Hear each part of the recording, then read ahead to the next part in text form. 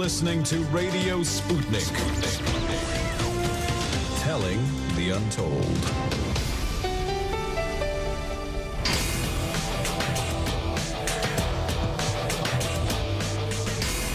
Fault lines. Live from the divided states of America, precipitously perched at the edge of this resilient and exploited globe. Welcome to your context lens for the American perspective. In the left corner, I am your ever vigilant, your indefatigable political analyst, Jamarl Thomas. And in the radically independent corner, I am your political analyst, Shane Stranahan. And that would mean you guys are listening to Fault Lines with Thomas and Stranahan. Welcome to the show, everyone. I hope everyone is doing okay and having a great morning. Shane, how you doing this morning? Right. Good. Another day of doing this from home, and I'll be home, by the way, folks, for the rest of this week, and then probably coming back in on Monday. I'm feeling good, and overall, it's a beautiful morning. Well, you sound How are you doing, Jamarl? I'm doing okay. You sound much better. This morning has been a cluster, you know what, to put it mildly. It was like already running behind. And I get to the garage. I park here at one of the garages in D.C., and all of the garage doors are locked. Every last garage door. It's like, what are the chances of, it's like a door that you go into in order to get to the lobby and everything else. All that stuff was basically blocked off.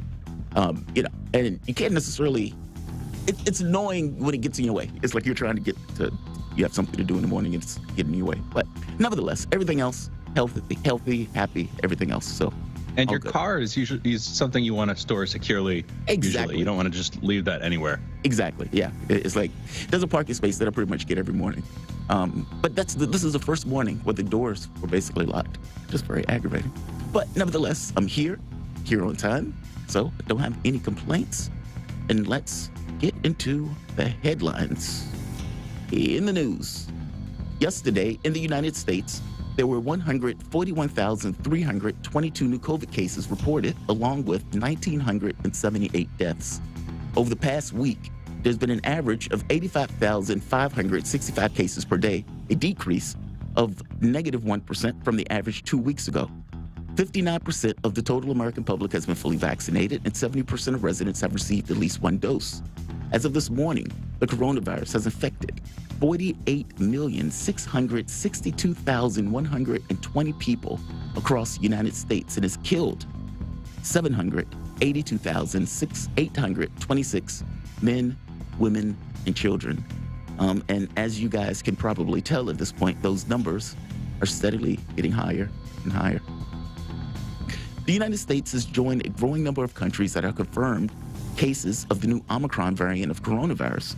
The United States' first case was detected in California in a person who traveled from South Africa. I know South Africa is getting a lot, well, we'll come back to it. The Biden administration will extend existing requirements for travelers to wear masks on planes, buses, trains, and boats, as well as airports and other transportation hubs through March to address the concerns over the Omicron coronavirus variant. In August, the Transportation Security Administration extended its U.S. federal transportation mask mandate through January 18th to minimize the spread of COVID on public transportation due to concerns at the time over the Delta variant. In national news, the timeline of events leading up to the deadly high school shooting Tuesday in Michigan reveals there were concerns about the teen suspect's behavior before the tragedy that left 4 dead and 7 injured. Hours before the shooting on Tuesday, Crumbly and his parents had a meeting with school officials about a different issue, according to Bocher, who declined to expand on the details of those discussions.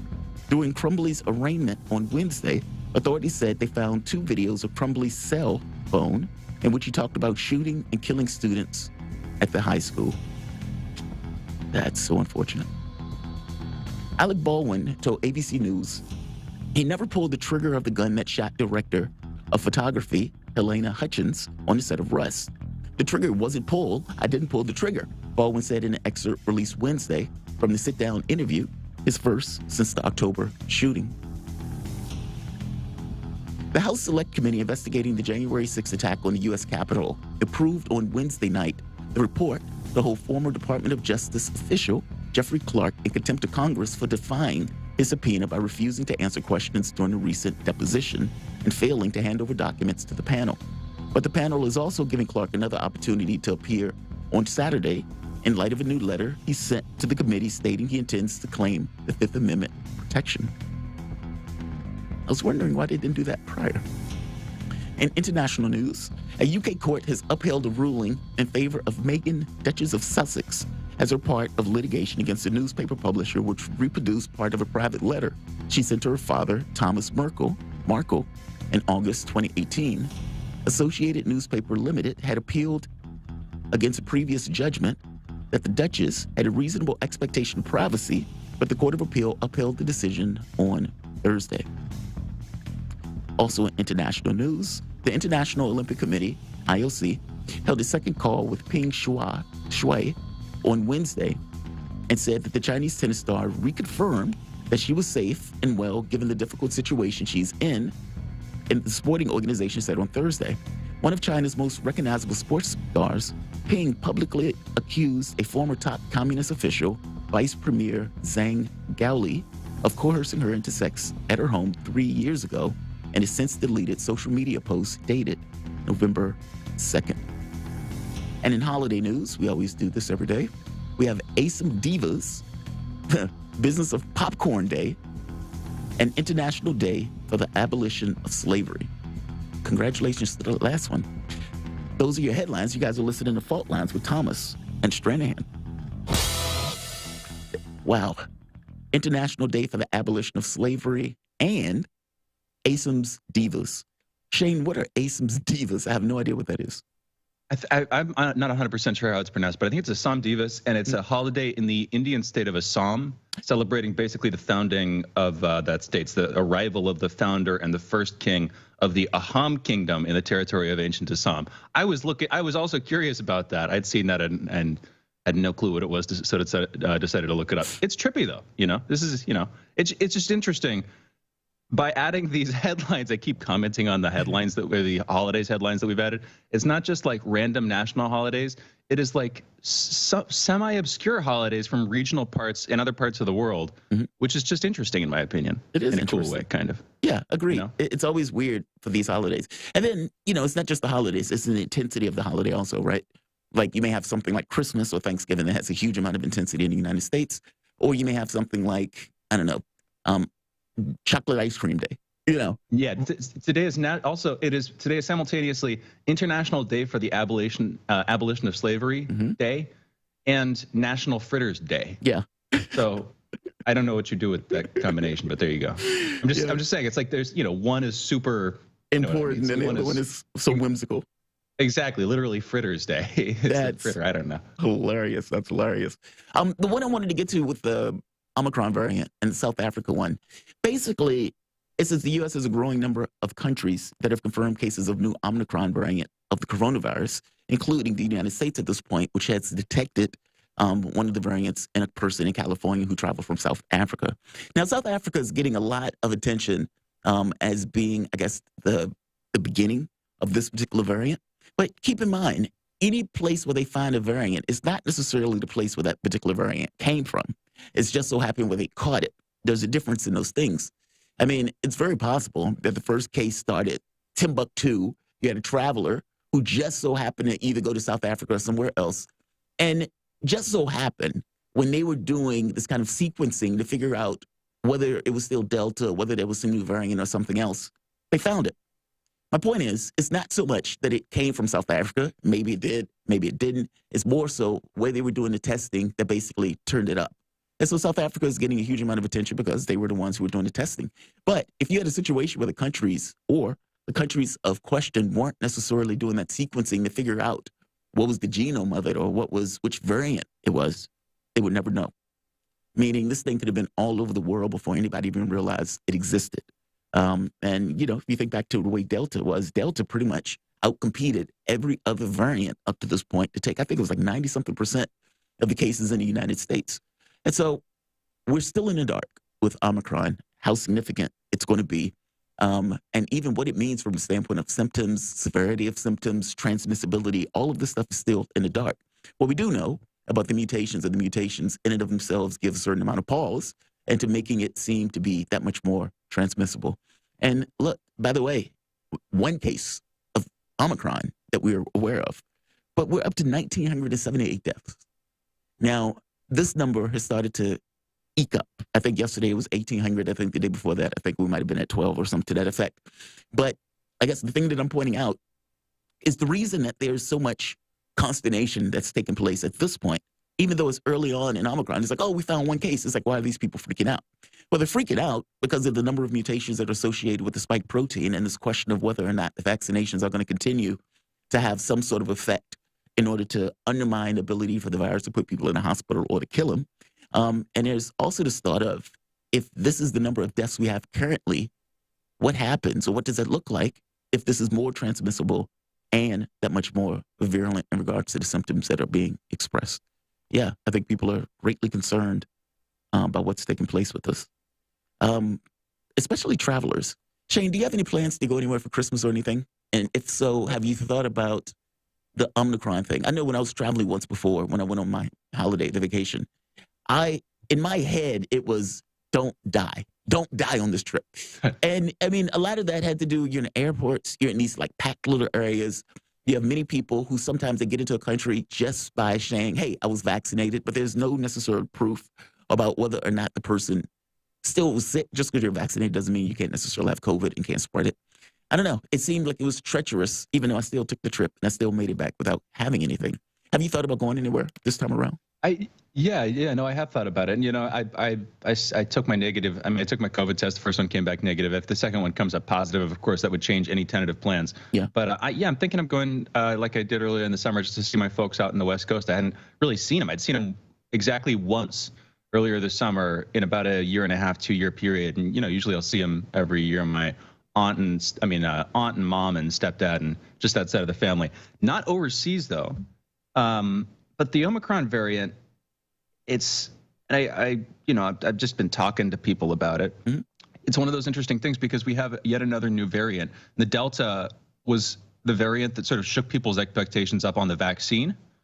And I wonder what the Omicron variant will do, if it will do something similar, or if it's just another one of these things. And, either it turns into something scary and we keep thinking about it, or it doesn't and we sort of forget that it existed like we have with a couple of the other variants, like the Mu variant, for instance. Remember when we were hearing about the Mu variant from Peru and it just vanished? Compare that, of course, to the Delta one, which hasn't, like you said, takes a majority of the, makes up a majority of the cases in the States and clearly is the breakthrough variant in terms of being able to get through vaccine efficacy and reduce the efficacy by mutating, all that stuff. But anyway, we'll see what happens with the Omicron variant. I don't know. People, I think, are rightfully like, okay, what are you guys saying here? What does this mean? When you say this new variant thing, what are you actually, what's beneath that? What policies are you going to be recommending? Is this going to be meaning a reimposition of the lockdowns or more vaccine mandates? Those are the kinds of things that I know at least some people are thinking about. Mm-hmm.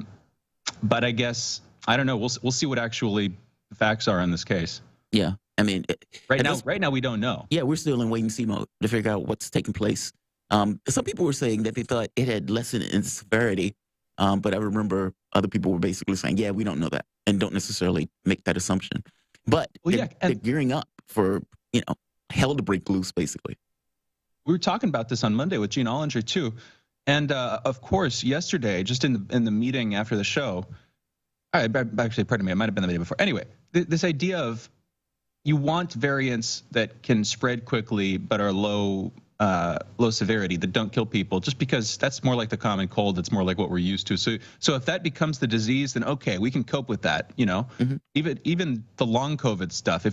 We'll see what happens with this exactly. But if that hypothetical disease were to reduce long COVID, then you truly have a sort of panacea in terms of that epidemiology of it. You don't need to worry about it anymore. It just becomes this mild circulating sort of seasonal illness. If, on the other hand, you get both more virality and more severity, if it's both more deadly and if it transmits between people more quickly, that's, of course, the big question that a lot of people are asking.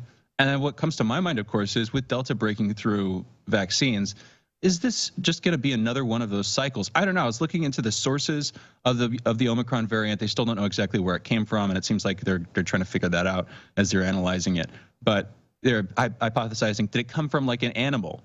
Another in like mid-2020, another carrier that the coronavirus went through and then back into people, or did it come from some like unmonitored population in sub-Saharan Africa where you don't necessarily have testing facilities to closely check, okay, this, we're seeing a bunch of cases. Wow, we see this new variant pop up. Okay, let's track this kind of thing. It might just kind of come out of somewhere unexpectedly. Also, I was seeing the idea of like an immunocompromised patient. We talked about this before, of course, basically giving it safe harbor, and it sort of keeps circulating and just persists and eventually mutates into some potentially more deadly form. All of those were on the table. It'll be interesting to see what actually comes of it.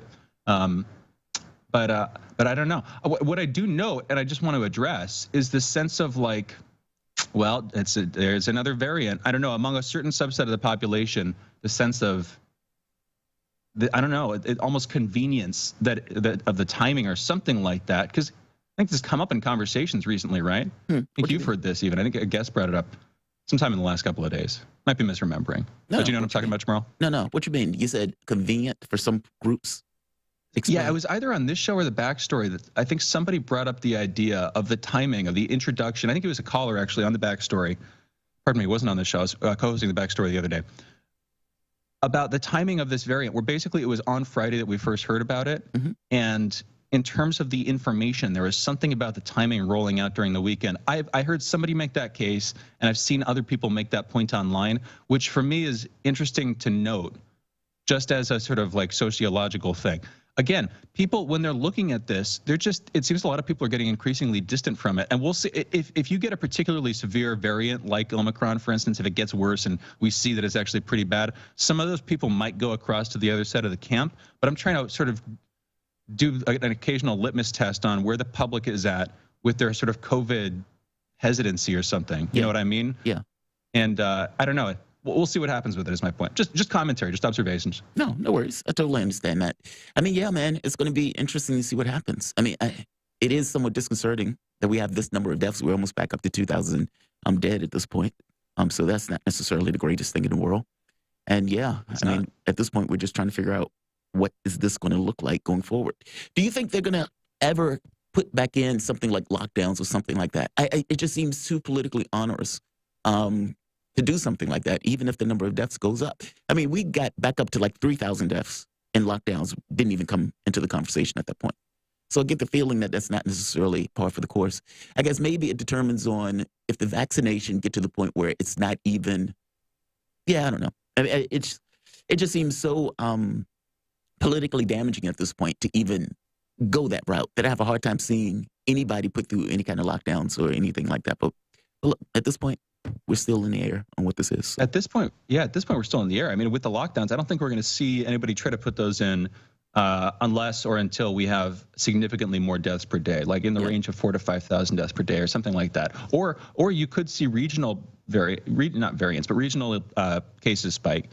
In the States, of course, the situation is the states by and large are the ones that are controlling whether or not they go into lockdown. And even the Democrat states, they don't want to lock down. California doesn't want to go back into lockdown in any full serious way. Last I checked, they were pretty hesitant to do it. And so is the Republican state going to want to do that? Well, no, not unless you have 4,000 or 5,000 cases a day. And that's when you might see the public starting to swing back over to the other side. But I'll point out, we haven't really gotten to that point. Since we've gotten vaccinated, we've not gotten quite that high. We've gotten almost that high. We've gotten like 3-something thousand deaths a day, but then it started to go back down. People, I think, got aware of the fact that it was circulating, and so maybe they stopped congregating in public so much, or they spent a little bit less time grocery shopping when they went out, that kind of thing, whatever the assumption is. A couple months ago, when it started to go back down, it wasn't because we reimposed heavy lockdowns. It seemed to be because there were some light changes in policy, and then the public got wise to it or something. And I just noticed people changing their behavior. In D.C., they re-implemented a mask mandate, which, of course, is different from a full lockdown. I don't know. So there are these different grades of response, and my sense is we won't let it get quite that bad, but we won't knock it out. And because it doesn't get quite that bad, we won't re-implement a lockdown. That's how I see it going. But of course, you could see it in some states. That's my take. You asked the question. What's your take? Also, it doesn't feel like it's interesting. It felt like after a while with Delta, there was this kind of getting accustomed to it. It was like, okay, yeah, this is not that great, but okay, we're getting used to kind of living during a pandemic, if that makes sense. Where people still go about their way, they still go to the store, they still do the things that they're going to do, but they take maybe different precautions in regards to masks and everything else. I don't know how this is going to affect that. I mean, Omicron seemed to have thrown a wrench into that, getting accustomed to just kind of living during the pandemic, where people, all of a sudden, the fear thing kind of kicked back up, where people are just overtly concerned about it in a way that it seemed that people were more so just getting used to it. You know, human beings can be pretty malleable into things that we can adapt to. But this doesn't allow adaptation. It seems to continuously, ever so often, get worse or better. That keeps everything in flux, which makes it that much more difficult for people to kind of deal with. I mean, some people who might be stuck in the house and everything else that grates on people's mind or people's consciousness. I don't know, man. This is unpalatable, clearly. But part of that is just because there's no just getting used to it. It just keeps mutating and changing into something else that requires that much more thought and that much more attention to trying to figure out how to mitigate it. But we'll see. We'll see. We have Dr. Kogan on so we can have a good conversation with him about it. But let's do this. Absolutely. Let's take a break. You guys are listening to Fault Lines with Thomas and Stranahan. We will be back in a moment. Fault Lines. Radio Sputnik. They're bringing drugs. They're bringing crime. I like beer. Yeah, we drank beer. Whoever's in charge, and I want them recorded. Let's talk about that. Discussing all the controversies and news across the disunited states of America. Tune in to Fault Lines every weekday from 7 to 10 a.m. Eastern, only on Radio Sputnik.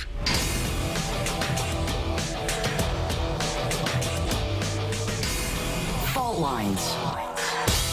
Welcome back to Fault Lines on Radio Sputnik. My name is Jamarl Thomas. I'm joined with my co-host, Shane Stranahan, coming to you live out of our station in Washington, D.C. If you guys live in the area or just so happen to find yourself in the D.C. area, you can always catch us on radio Monday through Friday on channel 105.5 FM at 1390 AM. We're also in Kansas City at 102.9 FM and 104.7 FM. If you guys are digging what Shane and I are putting down, whatever platform you're consuming this content on, give us a like and share that audio or video. If you want to join in on the conversation, you can do so with a chat, a tweet, and of course, you can reach us by phone at 202-521-1320. That is 202-521-1320. Your engagement helps make this show what it is, so definitely don't be shy. So we are at a moment where you can call it a dream of some anti-choice advocates on the issue of Roe v. Wade. Right now, there are oral arguments that were taking place on Wednesday, I should say, on whether or not to maintain Roe v. Wade. To get to the story, basically, Mississippi passed a law banning abortion after 15 weeks. Now, 15 weeks is an atrociously early time period, and under normal circumstances, this would get put down. But there's a difference in the Supreme Court. We have an additional conservative member, Amy Coney Barrett, which makes the question of whether or not Roe v. Wade going to survive somewhat of a tenuous one. You have this Dobbs versus Jackson's Women's Health Organization. Now, this particular case, the Supreme Court were hearing oral arguments, and based on those oral arguments, it came across as if they were leaning in the direction of either banning, killing, or curtailing Roe v. Wade, which would have somewhat traumatic consequences across the United States. Now, the initial ban that Mississippi put into place was struck down by the Mississippi District Court. It was also struck down by the Fifth Circuit Appellate Court. However, the Supreme Court has picked it up, and the Supreme Court, even though it had other options in regards to what it could have chosen, it chose this particular case on the 15-week ban to make a determination on Roe v. Wade.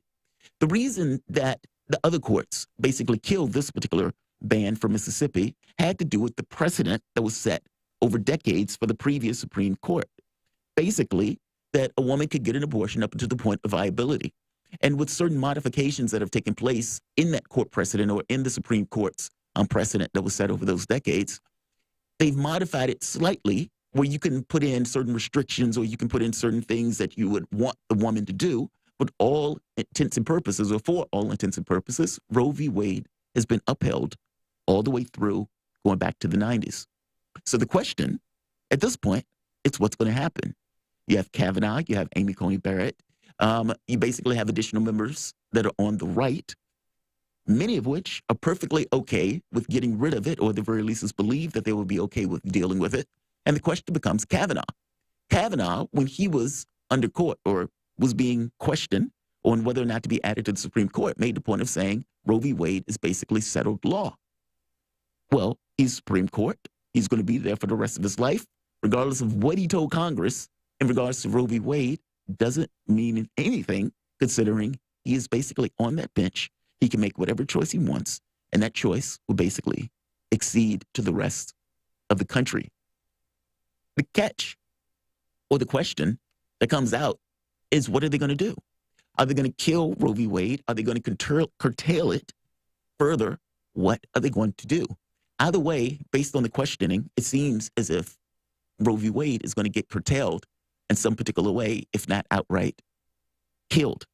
Now, this wouldn't necessarily ban abortion across the United States. What it would do is basically kick it back to the states, and the states will make their own provisions. But be aware, if you're kicking it back to the states, there are going to be several states, especially Republican-run states, where abortion may be illegal outright, just from the laws that they will pass around this issue.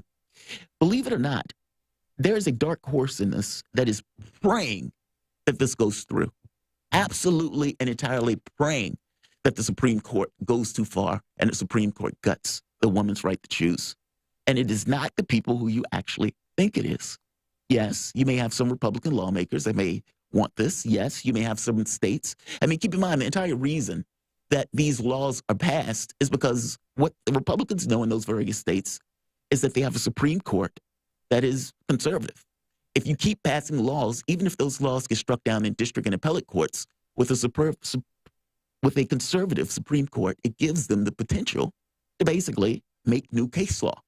And even though nothing has changed at all on the ground, the only thing that's changed is basically the justices that are there, it still gives them that capability of killing what has been set as precedent for the last 20, 30 years or so. The group who wants this has to be the Democratic Party. And I know you people recoil like, no way, no way. What do you mean Democrats want this? Think about your environment at this moment, for the moment. Think about the politics of what's taking place. You've had Joe Biden, who basically only gotten two things accomplished during his term. He has another bill that seems like it may die in the Senate, the BBB plan, which means he has a very limited amount of things that he got accomplished. From the standpoint of his polling, it is in the toilet, where young people, African Americans, many of his main constituencies are basically, to 20-point margins, pulled back on Biden and pulled back on the Democratic Party. You have Kamala Harris, who, invisible woman, looks to be basically inert in that office. And as bad as Biden's approval, or I should say disapproval is, it's that much worse for her by around 10 points. These guys are coming up on a midterm, and eventually they're going to be coming up on a presidency. And the question becomes, what feathers do they have in their cap that's going to be able to unsettle the political dynamic that would allow them a higher propensity to either maintain the Senate, maintain the House, or for that matter, in additional years, maintain the presidency? If Biden can't carry the burden, which it barely looks like he can carry the burden, if Kamala Harris is not a good follow-up candidate, who, look, by all estimates, she's not, if the Democratic Party is basically getting hit where across the board, with the exception of maybe COVID, on issues of economy, on issues of getting things done, on issues of immigration, et cetera, they are looking worse than the Republican Party at this point, then what feather do you have in your cap? The feather that you have in your cap that may shake up the dynamic is the Supreme Court going too far, and Republicans in those various states also picking up the mantle and running with it. What will take place from the standpoint of the public, especially key Democratic constituencies, especially around women, if it seems as if the conservatives, whether it's on the Supreme Court in the various states, are basically attacking and undermining a woman's right to choose? You have a lot of people who might be dejected from the political process, who just didn't go to the polls to vote, who has no interest in voting for a particular Democrat or a particular candidate, who may just pull themselves out of it. Maybe they have something better to do on that particular day. But I'll tell you this, many of those people who might have been dejected, who might not want anything to do with the party, may make a vote specific to that particular issue. You're trying to undermine my right to choose. You're trying to take away this particular right of mine once again. And that could energize a constituency that could either save, preserve, or mitigate some of the damage that is going to take place to the Democratic Party in the midterms and going forward for the presidency, especially if people think their rights are at stake. You may have some people, men or otherwise, who just believe it should be a woman's right to choose, that will also get further ingratiated into the political process for that one key issue, despite the consternation with the party, despite the issues with not getting anything done. That issue can be one to galvanize the public. And I would imagine that if Republicans don't know it, Democrats do. Shane, what are your thoughts? Do you think that if they push for this and they, let's say the Supreme Court says, you know what, we're going to get rid of Roe v. Wade, we're going to undermine it, which means that each state is basically going to have to create some kind of case law around what they want to do with it. And Republicans in many of those states get to the point of basically banning it with the exception of, you know, let's say like rape or incest or something to that effect. Will that create a backlash that will basically either save or mitigate the damage Democrats are going to take in the midterms? What are your thoughts?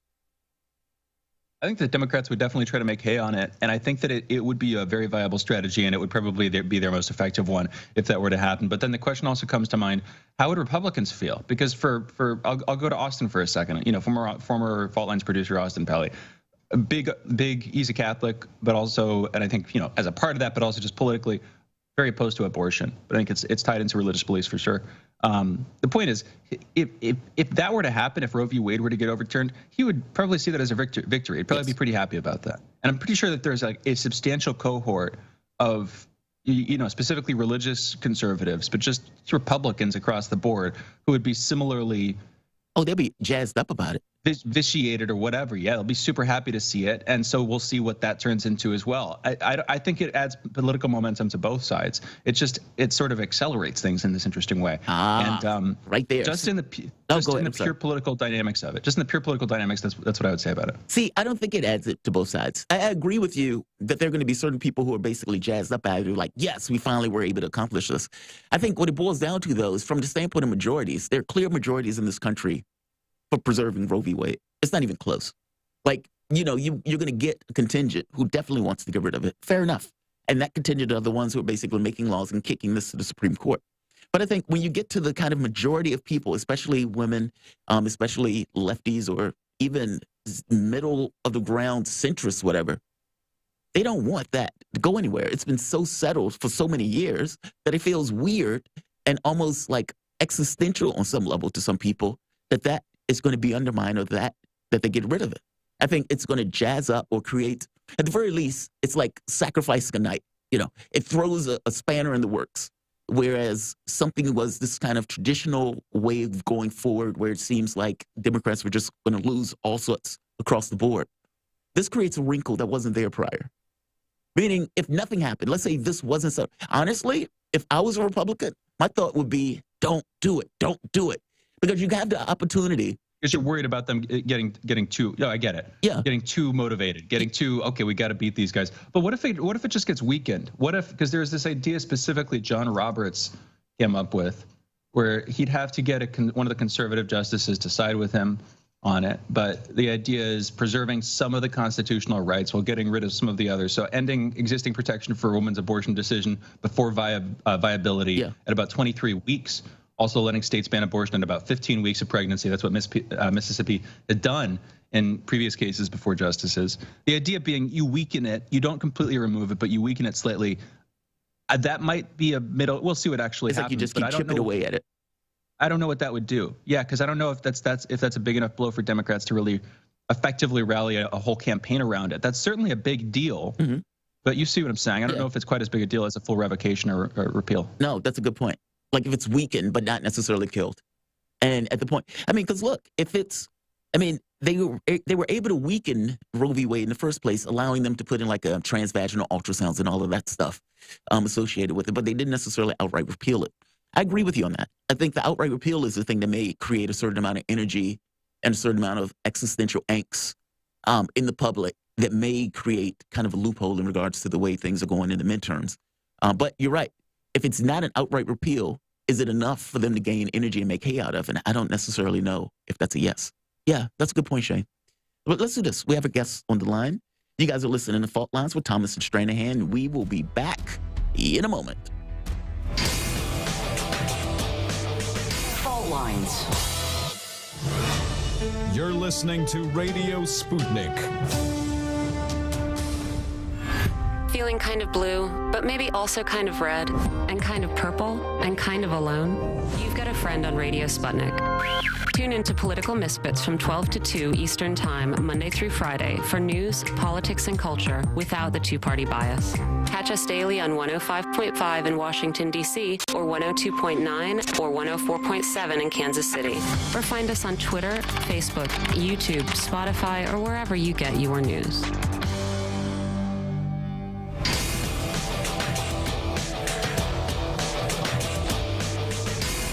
Fault lines.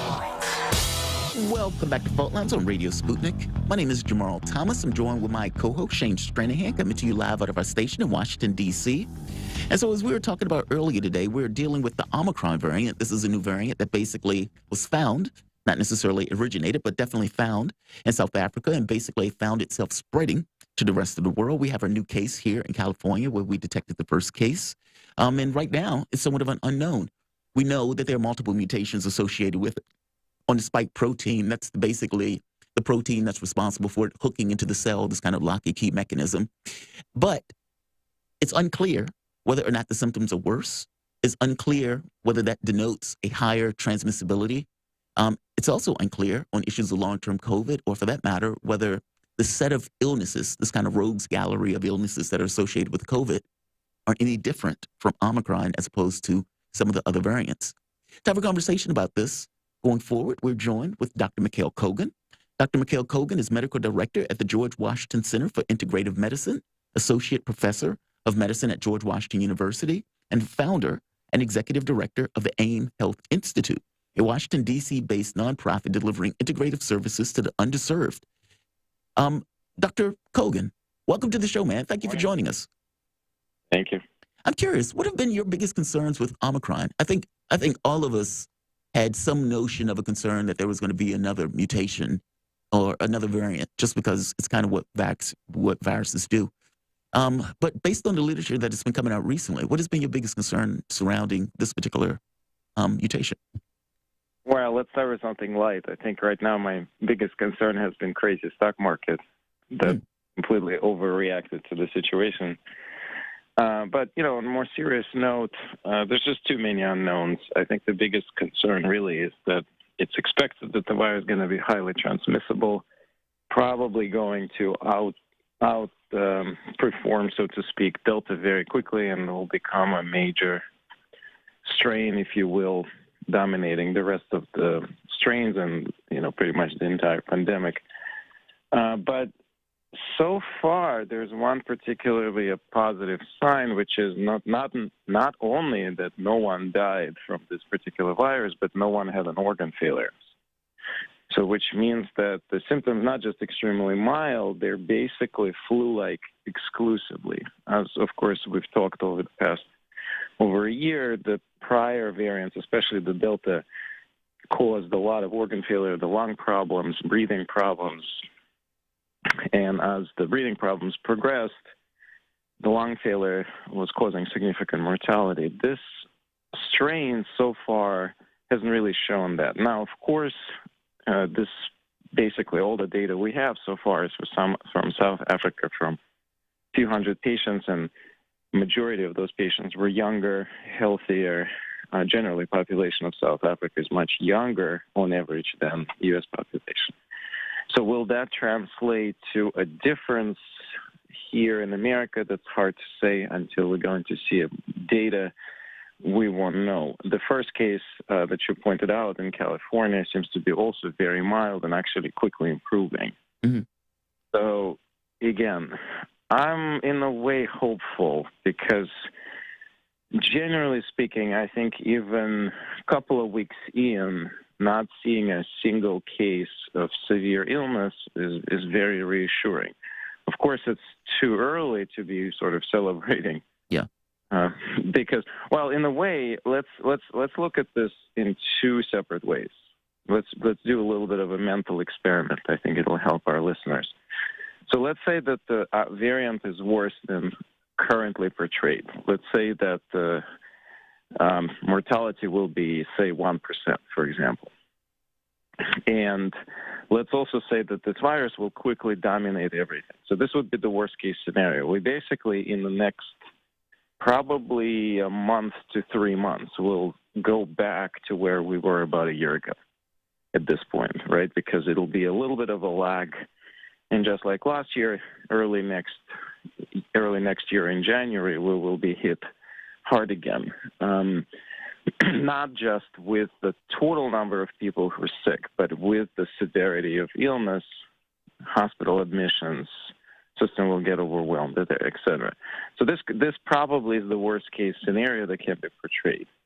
And then the best case scenario, and I think that's a self-explanatory in the way everybody's thinking about it. That's what the market has reacted to. That's if you just kind of look at the media, there's a lot of voices saying this. Okay, so let's look at the kind of a second, the best case scenario, which is, let's say that everything is correctly currently portrayed. So virus is highly contagious, a lot more contagious than Delta, escaping the vaccines, because it's so far that's what it looks like, or at least partially escaping. We don't know whether or not vaccines make the symptoms milder, but let's assume that it is partially escaping vaccines. Yet it's very mild, and we basically have tons of people having flu, staying home, going back to their life within 2 weeks. So if that happens, think of it this way. It's wipe everything very quickly, all the countries, the whole world. We're going to have no Delta, no other variants. And in essence, the vaccines won't necessarily do a whole lot good, because you won't be able to vaccinate on time potentially, because you're going to need a new type of vaccine to try to be more specific to this strain. It won't come out in time, so it's impractical. And yet, there's going to be not a lot of mortality. Hospitals won't necessarily get overrun unless, again, it mutates again and gets worse. So, that's the best case scenario. A lot of illness quickly passing, no really sick people, hospitals are not overrun. In essence, if you think about this, what happens after that? Well, what happens after that potentially end of pandemic, because you got no really sick people and just becomes a kind of this your typical annual flu, and we have time to start getting better vaccines. We have time to start thinking of other measures, and we have time to potentially even look into more therapeutics.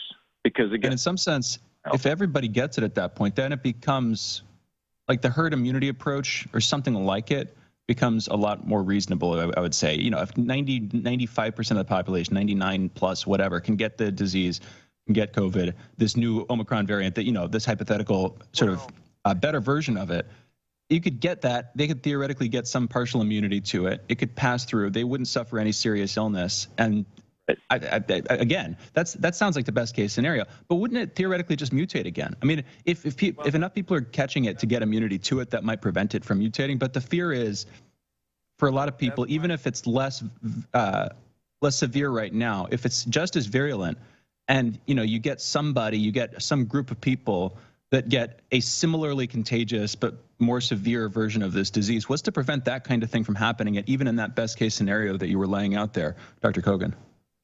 Well, right. That's exactly this is the third case scenario. Is that exactly what happens? So my personal belief right now is like this: the disease will be mild, and then we will have a new game on. So it'll spread like a fire, and then the question is, will there be new variants? Well, I guess that's not the question. The question is, of course, there will be new variants. The question is, how bad will the new variants be?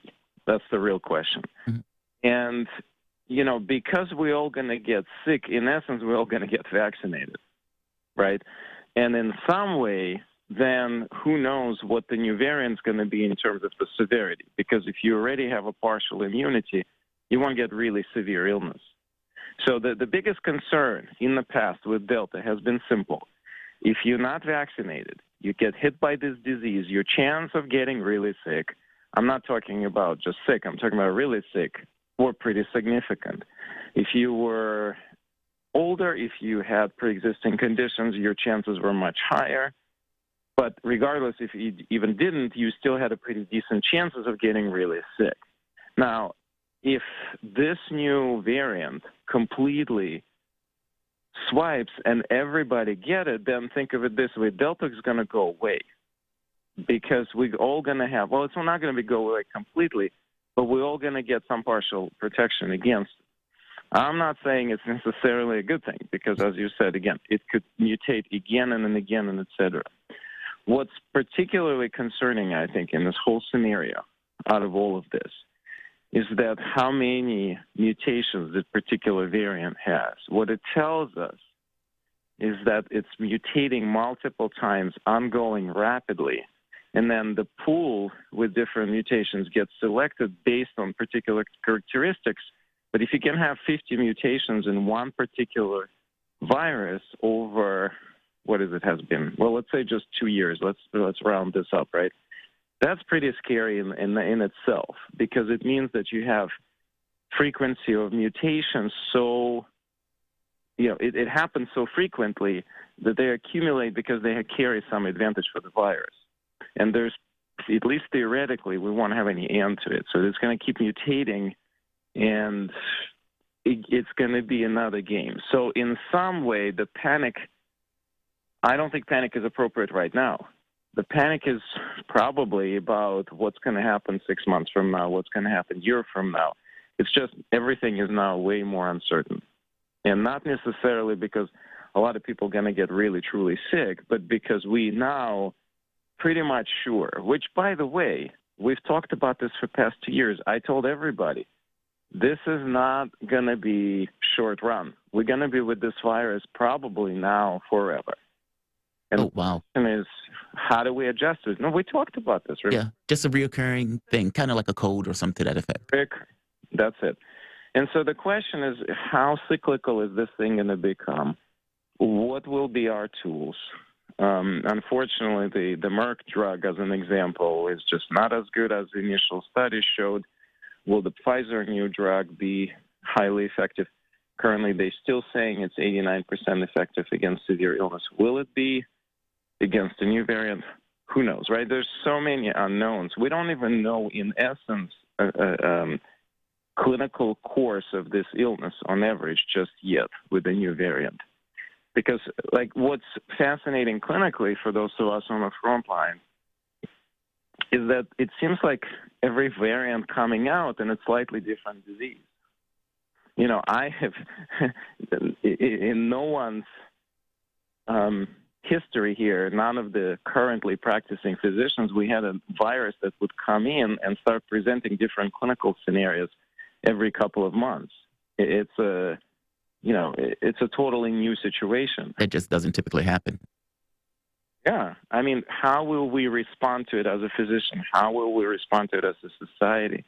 Well, that's a good question. With the number of variants and with the number of adjustments that seems to keep taking place in this, how do you guys treat it? I mean, is it one treatment fits all in regards to dealing with the very different variants? Meaning, is there a different treatment for, let's say, like Delta or the original variant or Omicron or something to that effect? Or basically, are all the treatments for COVID the same? Well, I mean, there's a convalescent plasma that has some role, right? There's the antibodies. Infusions have some role. The new medications coming up can have some role. Of course, vaccines have significant role. So, I think Jamarl, please correct me if I'm wrong, Jamarl, but I think you meant like on a variant by variant basis. Yeah. So do you treat Delta differently from Omicron the or wild for the type? original? Exactly. Yeah. If we learn about Omicron's, weaknesses, so to speak, are there ways to tailor your treatments to the individual variant? Do you know about that? Is that something a level we're on at this point, Dr. Kogan? Right. Well, I mean, I think the current biggest difference in treatment was depending on what organ the Delta would hit, right? So lung gets hit and supportive care goes toward the pulmonary, toward lung function. Otherwise, the difference was in the supportive care. It wasn't in exactly what the medications are going to be using because there's not that much. From my perspective, immune boosting probably also not going to be any different. So if I know somebody's exposed or we've talked a lot about optimizing immune system before, and we probably should come back and talk about this again in a few weeks, right at the time when this starts spreading here, because I think that unfortunately we're going to have to all we're going to have to suggest to our listeners, and I will be telling to all my patients, go back and start again some of these immune boosting strategies. Increase vitamin C intake with food or supplements, optimize vitamin D level, get better sun exposure early in the morning, exercise more, sleep better. Like all the things that we can do without completely safe, no interventions. There will have some efficacy. I mean, we don't know exactly how much, but that's the best we can do individually in our lives, short of, Pfizer coming out with a drug in 2 weeks. Of course, ain't happening. We all know that. So basically, what? Go for it, Dr. Kogan. Go for it. Oh, so, and I'm probably going to start very closely looking also. There's a couple of large studies ongoing. So there's one study on Asian mushrooms. It's called Mark 15, I think, or Mark 13. It's an NIH-sponsored study. There are several immune-boosting mushrooms, for example, turkey tail, chaga, reishi, shiitake. So some of our listeners, of course, know about it. So believe it or not, but NIH took that seriously enough, and there's a large study. Dr. Dubrov is one of the investigators running the study. So we'll have some answers whether the kind of a more natural approaches like this could actually treat the illness. As we do know, No, it was just a joke. It's just if our pharmaceutical companies became more like shamans, the world would definitely be a better place where we're, eating Reiki mushrooms. It's cool. I've done that before. And I know, Jamarl, you used to study herbology and various forms of naturopathic medicine. There's a lot there. Dr. Kogan, I want to come back to this, but there was one thing that I had mentioned earlier in the show that you had mentioned right at the start of this interview that I want to go back to, which is you brought up the stock market. And Jamarl, remember earlier on I'd mentioned how somebody called in on the backstory when I was hosting that show, and they brought up the timing of this new Omicron variant. It came back to me while the show was going on, and after I heard what Dr. Kogan said, specifically what they'd said. What they'd said was, it came out on Black Friday, and they painted this narrative, I don't know how accurate it is, where you have basically junior traders on the floor when all the senior traders and people with more knowledge have gone home. And those junior traders decide to initiate a massive sell-off based on this news. It's sort of an unqualified sell-off. This is their speculation. But it's interesting that what they noticed was the stock market getting hit. Dr. Kogan, you brought that up too.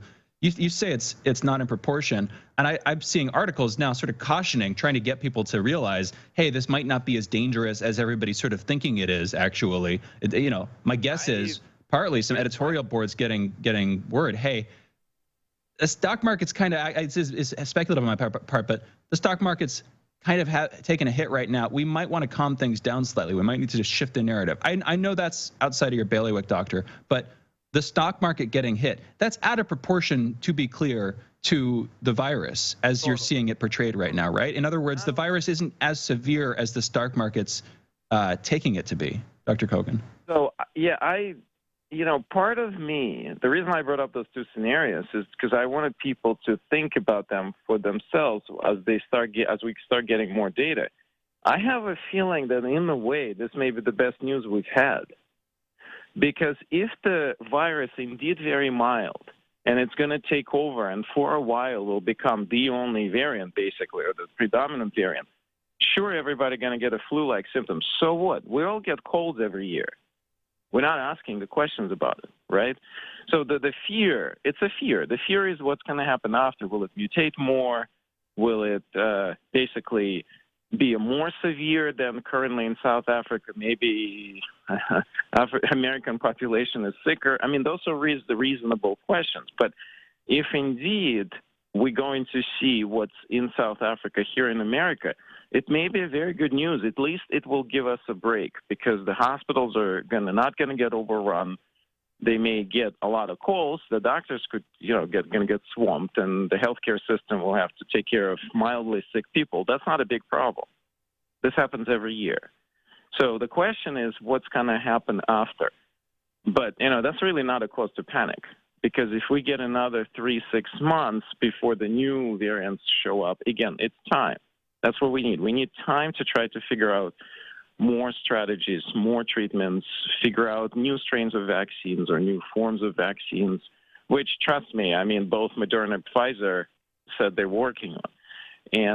or will we even need the new vaccine, as I just said, right? I mean, if everybody get infected and then the new strains come in, but we sort of have that, as you said, herd immunity, will we need more vaccines? Who knows? Everything's uncertain. But in some sense, I actually thought markets should have reacted in a way positive. Of course not, because the fear is, in every negative situation like this, the fear becomes usually the first reaction. It's the normal knee-jerk reaction, something new, likely bad, without really trying to carefully evaluate this and think through what actually is happening. And, it's a human nature. We'll be with this for a while. I think the most important thing for all of us is what I said a few minutes ago. Optimize immune system. Don't let this. I saw this funny post on the Facebook. How should we react to this? Put earplugs in our ears, kind of like that. Well, it's a joke. Of course, it's not. We shouldn't do that. But in a way, we should do that against this kind of a panicky news that not only not helping us, they're really stressing our health and putting us at more danger because we have enough stress as it is. We need to figure out how to cope with this better and wait for an accurate information instead of a bunch of hypotheses, ideas, and fear-mongering. I think the thing is, though, we've had so many people die. I mean, when you're looking at the headlines, for example, 1,978 deaths yesterday, and this is still Delta. I mean, we haven't even gotten past that. And 782,826 people total. I think people are just freaked out. And this has been going on for 2 years at this point? And it seems that there has never been this kind of potential or capability of being able to rest or find some level of normality. And it kind of like if it was a cold, for example, then people just get accustomed to it and you just move on. But with the number of deaths, it doesn't feel that way. It feels something different.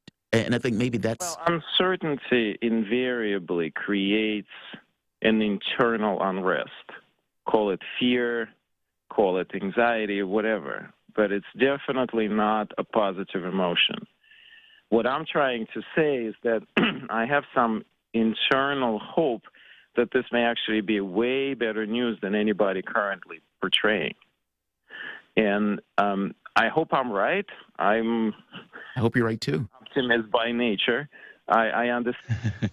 Deadly wrong, but again, right now, actually, in some way, there's more signs that I'm right than that I'm wrong, because there hasn't been a single death. Nobody had really sick. Our own case in California seems to be recovering already after just a couple of days of illness. So, what will happen next? We'll all be living through this. We'll see. But no, I hear your point. Yeah, it sounds like your point basically is if people are getting stressed out about this, it's probably not worth it. In fact, it's certainly not worth it. The best thing for you to do would be to figure out how to improve your health.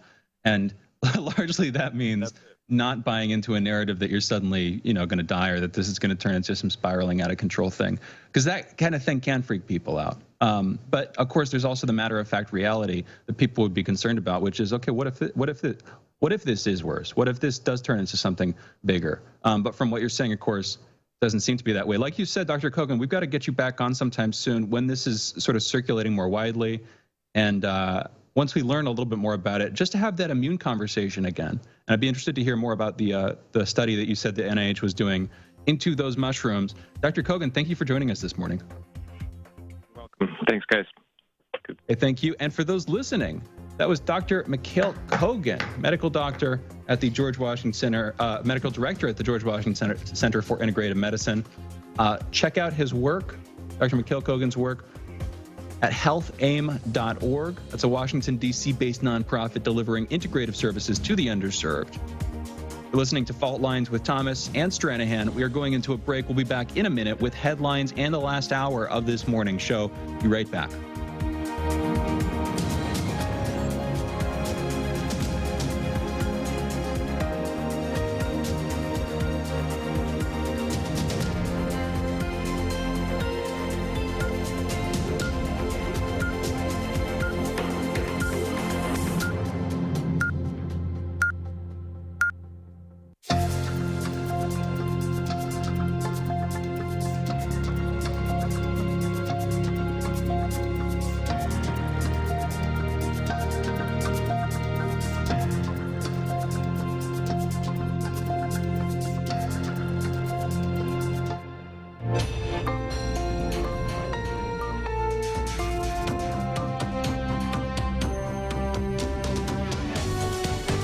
listening to Radio Sputnik. Telling the untold.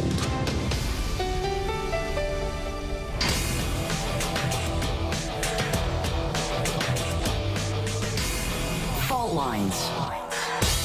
Live from the divided states of America, precipitously perched at the edge of this resilient and exploited globe. Welcome to your context lens for the American perspective. In the left corner, I am your ever vigilant, your indefatigable political analyst, Jamarl Thomas. And in the radically independent corner, I am your political analyst, Shane Stranahan.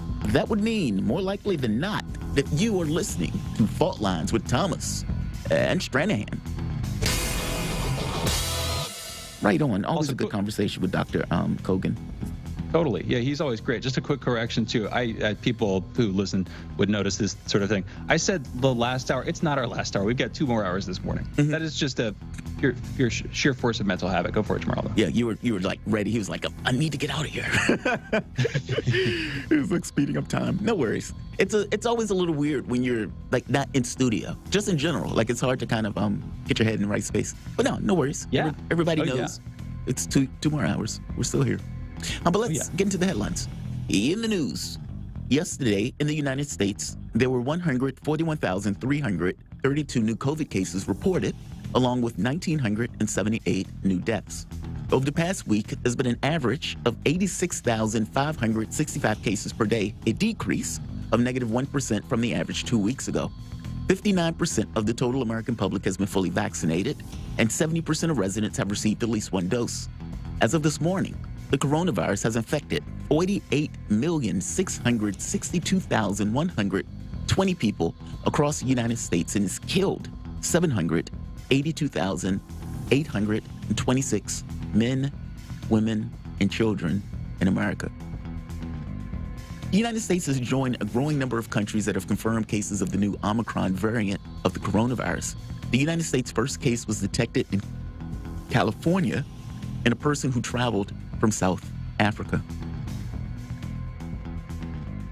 Also, in COVID news, the Biden administration will extend existing requirements for travelers to wear masks on airplanes, buses, trains, and boats, as well as in airports and other transportation hubs, through March to address concerns over the Omicron coronavirus variant.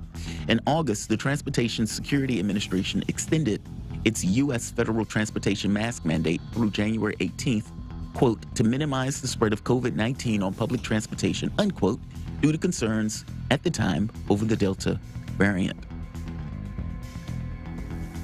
In national news, the timeline of events leading up to the deadly high school shooting Tuesday in Michigan reveals there were concerns about the teen suspect's behavior before the tragedy that left 4 dead and 7 injured. Hours before the shooting on Tuesday, Crumbley and his parents had a meeting with school officials about a different issue, according to Bouchard, who declined to expand on the details of those discussions. During Crumbley's arraignment on Wednesday, authorities said that they found 2 videos of Crumbley's on his cell phone in which he talked about shooting and killing students at a high school. That is unnerving. Alec Baldwin told ABC News he never pulled the trigger of the gun that shot the director of photography, Helena Hutchins, on the set of Rust. The trigger wasn't pulled. I didn't pull the trigger, Baldwin said in an excerpt released Wednesday from the sit-down interview, his first since the October shooting. Also in national news, the House Select Committee investigating the January 6th attack on United States Capitol approved on Wednesday night the report to hold former Department of Justice official Jeffrey Clark in contempt of Congress for defying his subpoena by refusing to answer questions during a recent deposition and failing to hand over documents to the panel. But the panel is also giving Clark another opportunity to appear on Saturday in light of a new letter he sent to the committee stating that he intends to claim the Fifth Amendment protection. In international news, a UK court has upheld a ruling in favor of Meghan, Duchess of Sussex, as part of her litigation against the newspaper publisher, which produced parts of a private letter she sent to her father, Thomas Markle, in August 2018. Associated Newspaper Limited, A&L, had appealed against a previous judgment that the Duchess had a reasonable expectation of privacy, but the Court of Appeals upheld the decision on Thursday.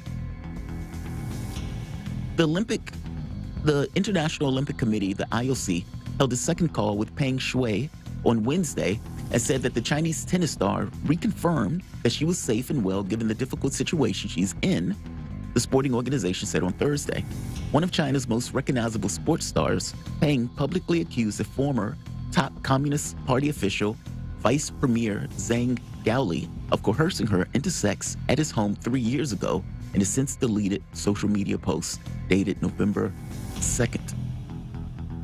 In holiday news, we have Lao National Day, National Fritters Day, and National Mutt Day. National Mutt Day. How nice. Those are your headlines. You guys are listening to Fault Lines with Thomas and Stranahan. National Mutt Day. I love that. Absolutely love that. The one I want to get to for the moment is the student right here. The timeline of events leading up to the deadly high school shooting on Tuesday in Michigan reveals there were concerns about the teen suspect's behavior before the tragedy that left 4 dead and 7 injured.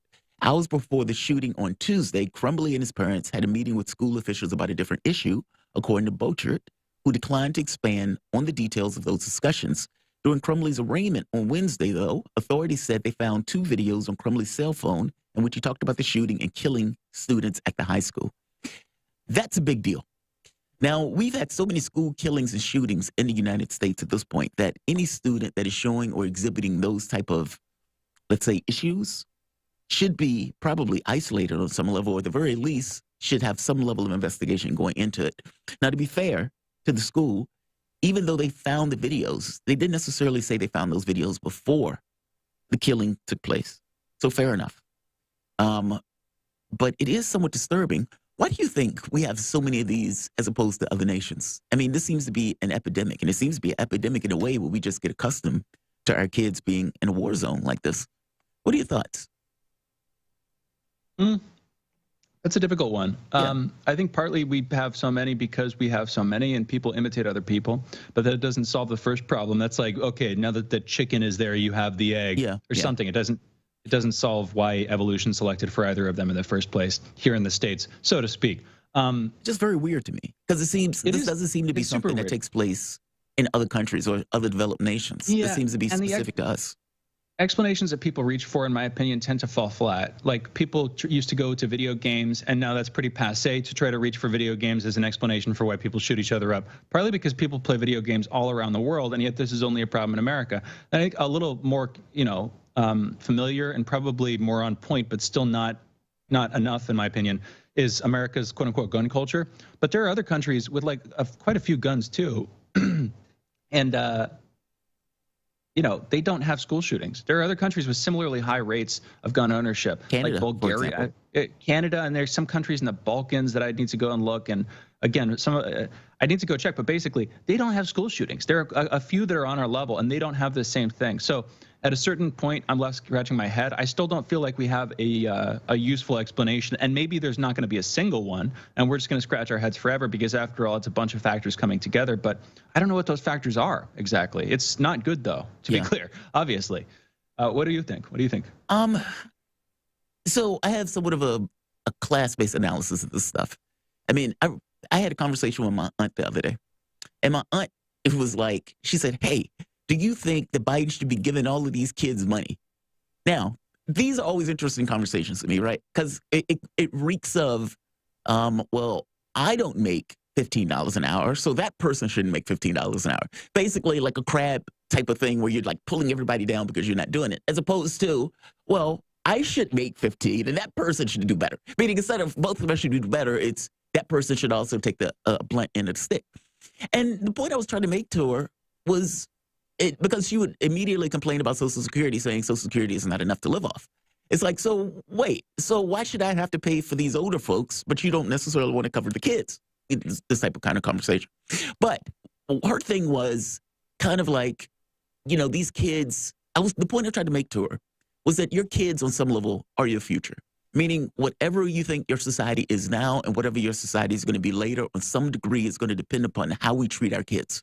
Whether those kids are abused, beaten, whether they have the food, whether they have, they're not drinking lead water, all of that stuff. All of that stuff. Super valid.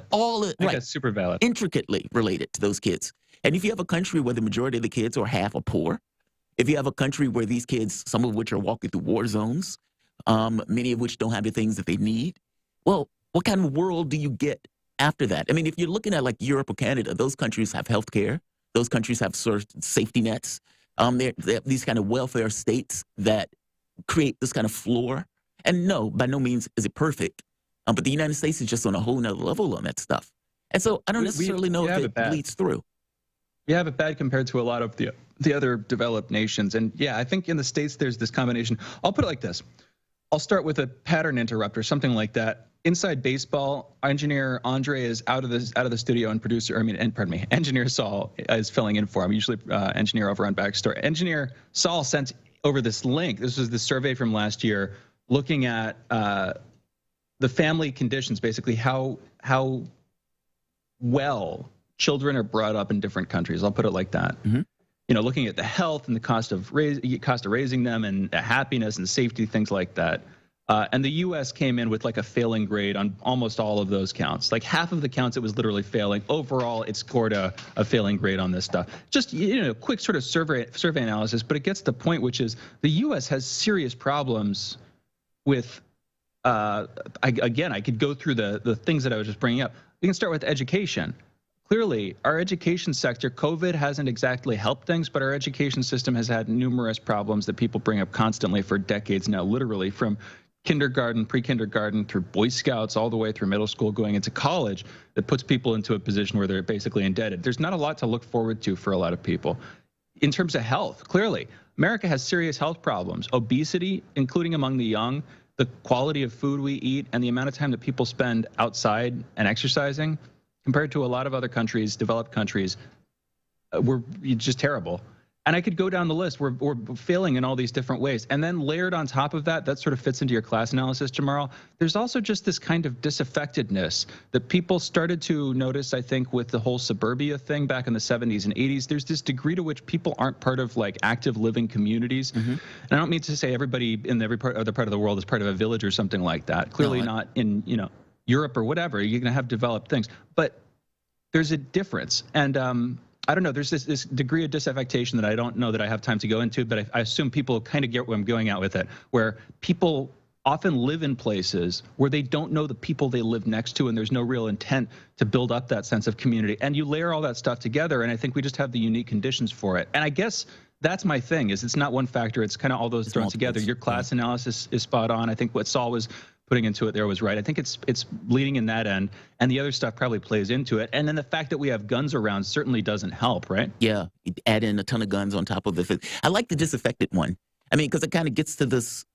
It gets to this point of a disconnection between you and your fellow community, you and your fellow man, you and your fellow government, et cetera. I mean, if like I think of the United States during NASA's heyday, where you had all of these people would look up to the space, you know, we're going to the moon, et cetera.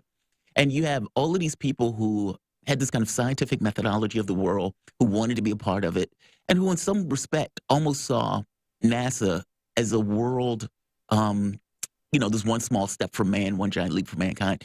That's being specific to the entirety of humanity at that point in that particular conversation.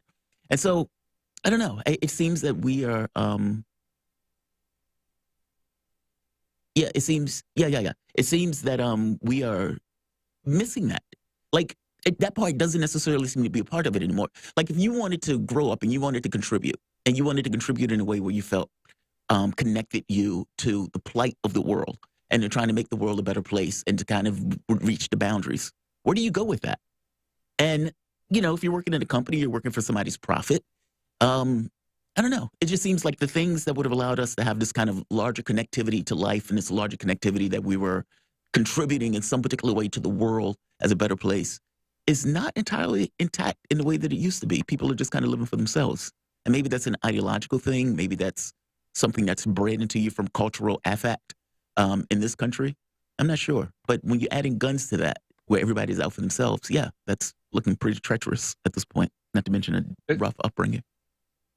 I think that, yeah, guns, I'm not even voicing like an issue on the idea of whether the whole Second Amendment issue in general. Mm-hmm. I'm just saying adding the prevalence of guns into that situation means that if you have a bunch of angry people, then suddenly they will have greater access to guns. That's all I'm saying. Not, you know, because I'm not saying that we shouldn't have guns. Agreed. I enjoy shooting guns. Like the point that you made. I like going down to the shooting range. Yeah, I enjoy the shooting range. And like you said, there are plenty of other countries that have a huge number of guns that don't end up just kind of willfully murdering each other on a daily basis. So that can't be the crucial. That can't be the crucial thing. And you can imagine in America, in which we had as many guns as we do, if not more, or whatever. But a lot of the other issues were ameliorated. We'd solved them, and not just school shootings, but like the rising rate of homicides that we've seen recently, which had been trending down for decades, pretty effectively. But that wasn't so much of an issue. There are all these different ways in which the Second Amendment and the gun issue, I don't know, it's often framed in those terms. It's a different conversation than the one we were just having, admittedly, and I didn't want to go there. But my point is, there are ways that you could probably have your cake and eat it too with that stuff, realistically. Yeah, totally. I agree with you on that. It's just, it seems so intractable of an issue that I guess people could just get accustomed to it. I mean, after a while, it's like, okay, I can't do anything about it. And beforehand, Obama would come on and always give a speech, and it would be a measured speech and everything else. He may even shed a few tears. And then in a few weeks, we come back and do the same thing over again. And after a while, it becomes so normal or so common that he no longer gives that speech. And not just not give that speech, people don't even stop anymore. We just, okay, well, we have another one, and we just keep it moving.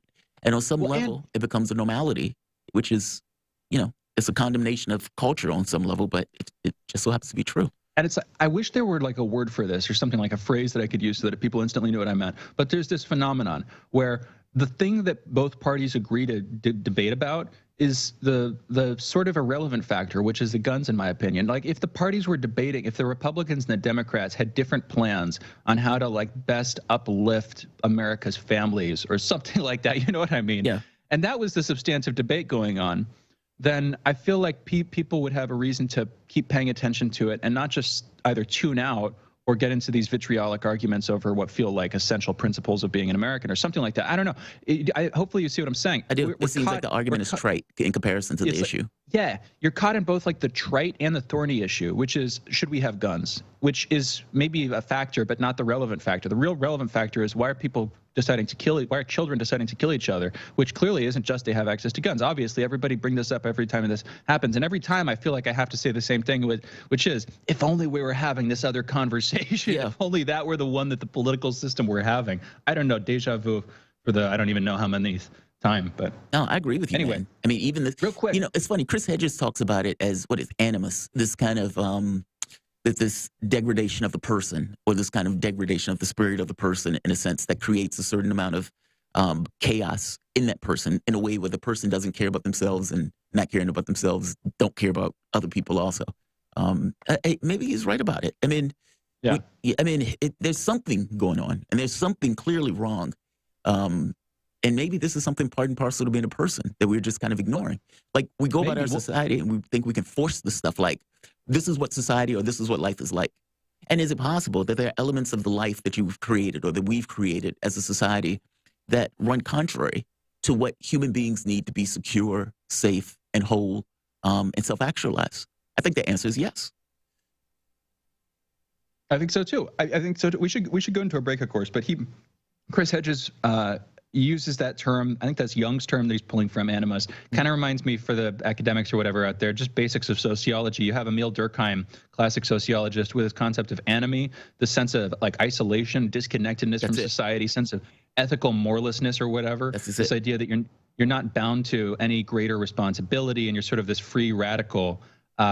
Potentially, it's depressive. People in that position tend to not feel connected to the world, and so they're often depressed. But also, if you lean antisocial, you get angry, whatever. That becomes a factor too, and so that's where you start to see more of these things. And so I know that's a frame on it. If people want to go in and understand this issue, I haven't read through it all, of course, but I've read a little bit. I know that there's good literature sociologically on like what leads to this kind of pain and then crime, what leads people to do these kinds of things. And it's often both material and cultural. In other words, it's often both, deprivation in terms of lack of access to resources, and you're feeling want, and so you either lash out or you start to steal and do things out of desperation. And then culturally, you have all these factors, and it seems like the sort of sine qua non, the main factor there is people feeling disconnected, people feeling like they're not attached, not affected by anybody in that society, and that they're not bound responsibly to anybody else. Anyway, we have our guest on the line. I don't want to stay tardy on that too long, but it's a fascinating conversation, and one that it's like, what I want to get, Jamarl, is a guest that we can go to have this version of the conversation. Like, what can we do to make America better for families when we have these kinds of incidents, when you have school shootings? Because I feel like that's one of the conversations you should be having when we have these kinds of things. Does that make sense? Yeah, totally. Absolutely. Let's go into our break. All right. Yeah. We'll be coming back in a minute with Peter Oliver. We're going to be discussing recent rising tensions between Russia and the United States over Ukraine. And I will pay pretty clearly. I think that's pretty clear for anybody who's looking at this. Who's causing those tensions? And again, it is the United States in this case. We'll also be talking about Belarus, situation over there, how the EU is planning on dealing with the situation there with Lukashenko. You're listening to Fault Lines with Thomas and Stranahan. Going into our break, coming back in just a minute with Peter Oliver. Be right back. Fault Lines. Want to talk? Get in touch with us at radio@sputniknews.com. When the going gets tough, the powerful want propaganda. But we won't let them cancel the facts. Whether you're woke or drowsy, we know that you can handle the truth, and we're giving it to you every morning. Fault Lines with Thomas and Stranahan every Monday through Friday from 7 to 10 a.m. Eastern. Your first stop for sanity in a world gone mad. We are talking 24 hours a day, 7 days a week. You are listening. We give you the most essential out of the endless information space. Radio Sputnik, telling the untold.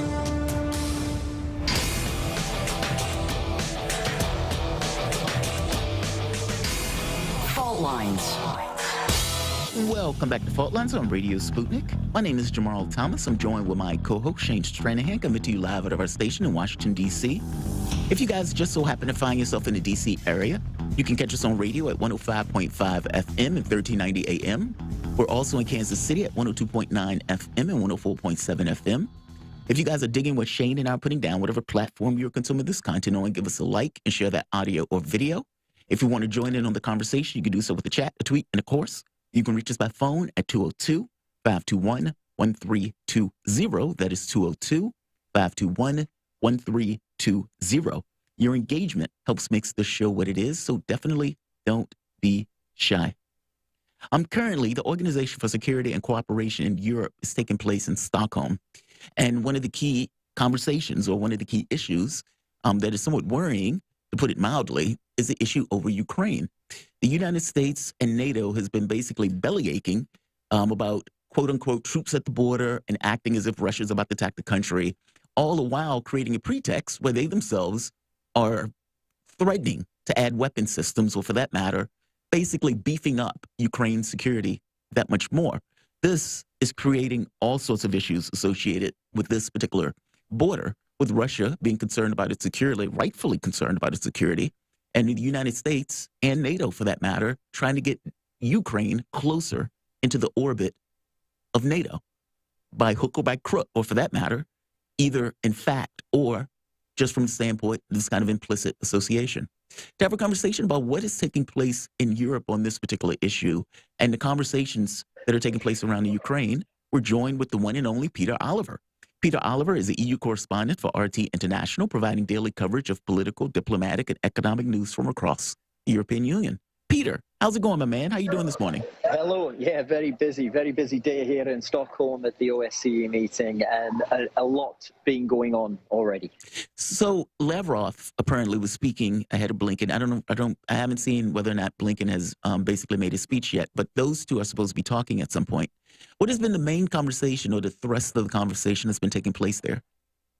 Yeah, I was at the meeting between Sergei Lavrov and Antony Blinken. Well, at the meeting I was there as they said hello to one another, and they said a few words before they got down to business. That's now wrapped up, and we're waiting for a Sergei Lavrov press conference that should be in a couple of hours from now. But as the U.S. Secretary of State entered, I did have a chance to ask him a quick question. He didn't answer, but I was asking him why the U.S. is basically raising tensions in Europe by pushing the narrative that Russia is about to invade Ukraine. Because if you do look at who is saying that Russia is about to invade Ukraine, it is basically the United States, it is NATO, and it is those either in the direct employ or direct orbit of the United States or NATO.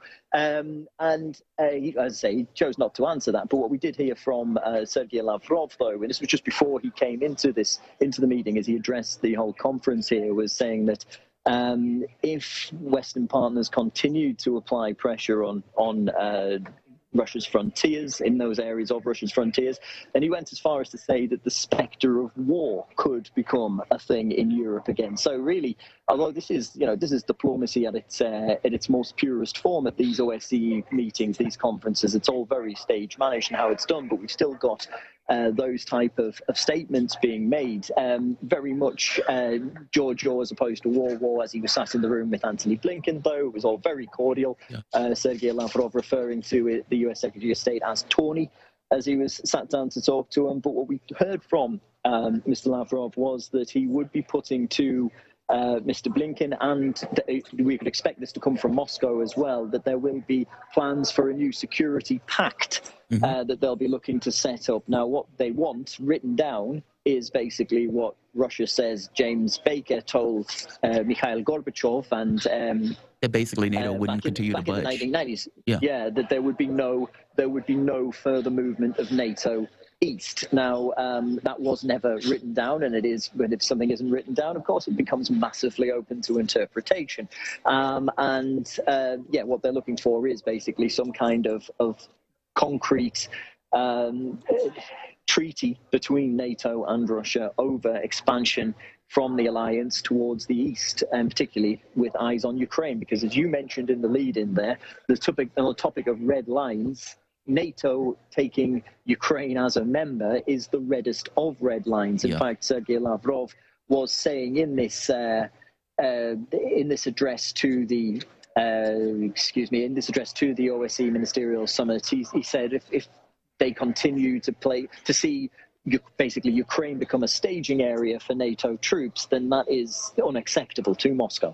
And by the way, that's in practice or fact, meaning you could have a situation where Ukraine is this kind of de facto NATO, province, even though it's not necessarily a particular part of NATO. I mean, at the point where either the U.S. and NATO forces are basically saying, we are going to get engaged if something takes place in regarding Ukraine, well, at that point, it's basically acting as almost an arm of NATO, whether it's NATO or not, especially if they're putting weapon systems or, for that matter, troops in the Ukraine in order to kind of make that threat that much worse. Is there any penchant for a potential deal on this? I mean, Putin wrote this, well, I don't know if it was a speech or if it was a speech, but he basically made the point of saying exactly what you said, that they want a deal, that they want to have some kind of agreement written down, some kind of legal agreement to prevent the expansion or the continued expansion of NATO, as this is basically leading a sleepwalking into war. Is there any penchant for this? Right. Well, what we have is a situation whereby we have probably a meeting between Joe Biden and Vladimir Putin at some point by the end of this year. It may well happen. Most likely, that may well be an online meeting, a video conference meeting. And what I think a lot of the talk here, and there's a lot of the talk amongst the journalists and a lot of talk amongst the diplomats that I've been speaking to, is perhaps this is almost set up to be a little like before a heavyweight boxing match, whereby you have your hype man that talks up the situation before it gets there, and ultimately the main event would be an ability for Vladimir Putin and Joe Biden to sit down and sort out something that would bring forward a lasting solution, or at least a path towards a lasting solution with regards to Ukraine. Now, we've also had Volodymyr Zelensky, the Ukrainian president, saying he needs to have direct talks with Vladimir Putin over this. Now, Vladimir Putin has said, if you want talks on Eastern Ukraine, speak to Eastern Ukraine, not to me. So that's not exactly, that's a line that seems to be shut off there. But what the fear is, and what the concern is in Moscow, is that if Ukraine was to, say, become a NATO member, then you're going to have a situation like what we see in the Baltic states already, in which there are constant NATO drills on the way there. We saw just recently, in fact, the meeting that it was after Antony Blinken was with the British Defence Secretary Liz Truss, British Foreign Secretary, I beg your pardon, Liz Truss, in which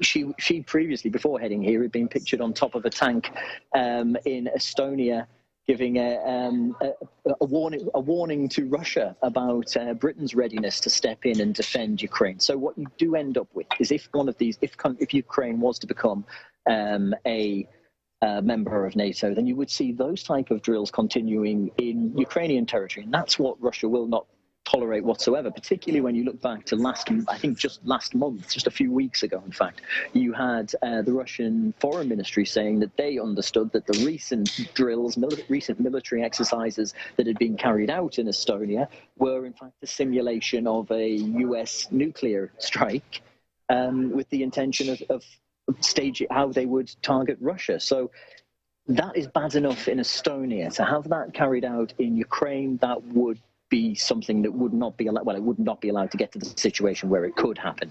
That's where we would have potential for things to spill over in regards to Ukrainian attempts to, or even NATO attempts to get Ukraine to join. But in order for these talks to progress, in order for there to be some fruitful conversation, you have to have the American side willing to do that. And even if Biden and Putin get along amicably, out of it, there's another question entirely, what we'll actually see happening, of course, because they had this earlier talk in Geneva where Biden was having to sort of put down reporters on the American end who were saying, why aren't you pushing Putin harder? Biden defending his decision to and I'm not even saying he was particularly velvet gloved or whatever, but to not immediately insult him. On the other side of that meeting, which I remember, Jamarl, you were hopeful, you were in Geneva at the time. It was like, okay, maybe we're going to see something here. On the other side of that, we've only seen a reversal and an escalation of tensions with this situation in Ukraine specifically. Yeah.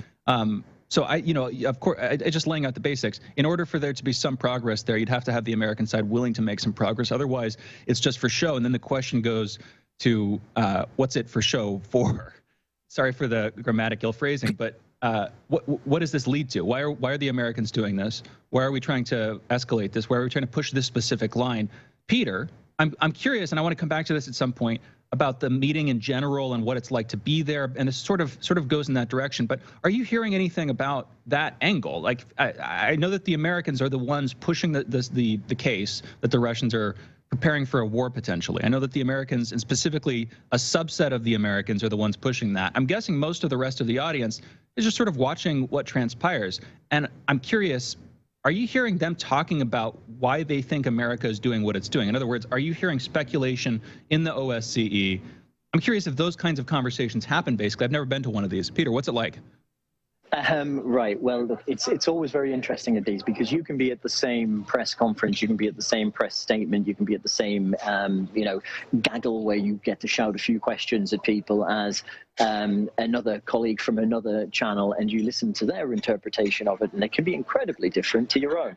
It is quite a fascinating insight in some cases. What we have certainly seen is, I think if you turn on CNN in the US today, you will see that they are red in tooth and claw when it comes to Russia apparently being about to launch an attack against Ukraine imminently. Whereas that's certainly not been what we've heard from either certainly wasn't what was said by Antony Blinken while he was here in Stockholm. Certainly wasn't what was said by Sergei Lavrov either. But what the general feel is that it does come down to a split of that. A lot of people will hear what they want to hear, and you are seeing a lot more of this. Well, of course he's going to say that because they're planning an attack type thing going on. It is fascinating at times to see how this stuff gets spinned, but this is how it happens. This is how that spin all comes out.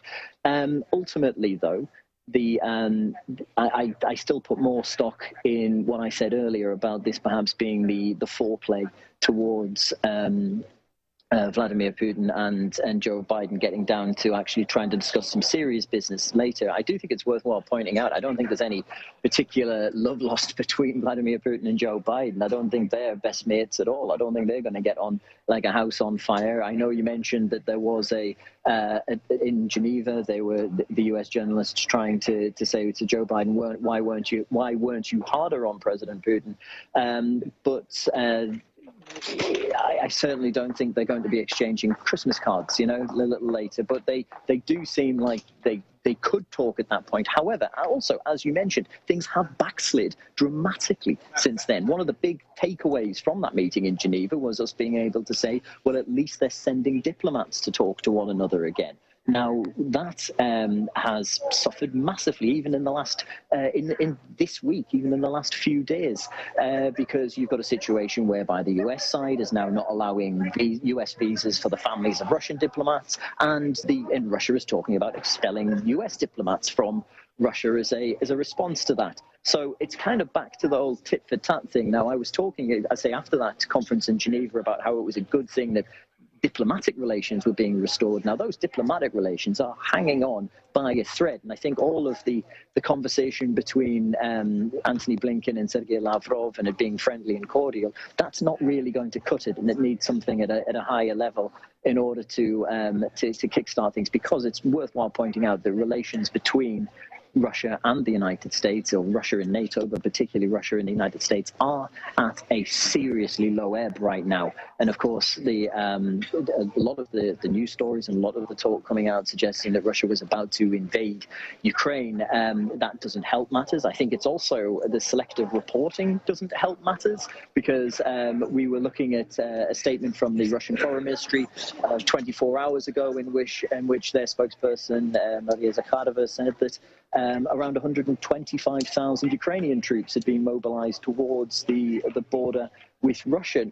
Went completely unmentioned. Of course, all of the focus falls on those Russian troops that are some 200 kilometers away from the Ukrainian border. And Peter, just kilometers away, very much in Russia. Just to make a point, that's half of the Ukrainians' military, right?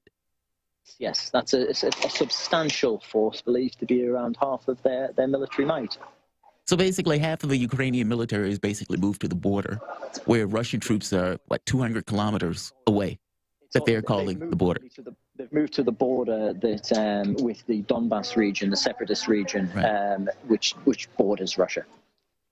Wow. And then, but blissfully unaware, or not even bringing that part up, that they're basically putting their entire military force. I guess why? I mean, this kind of goes to the question that Shane asks. Why now? I mean, it's not a situation, for one, Russia's in their own territory, and they're 200 kilometers back. That's not the same thing as the border. Why all of this belly aching and why all of this finger pointing? It seems that they're creating a certain amount of hysteria to kind of basically to allow them to do what they're doing under this kind of self-defense phraseology or narrative, when really they're the ones who are basically provoking this. What are they trying to get out of this? I mean, does this really have everything to do with tension before the meeting with Biden over some kind of deal and agreement? Or is there something else going on here that I'm just unaware of?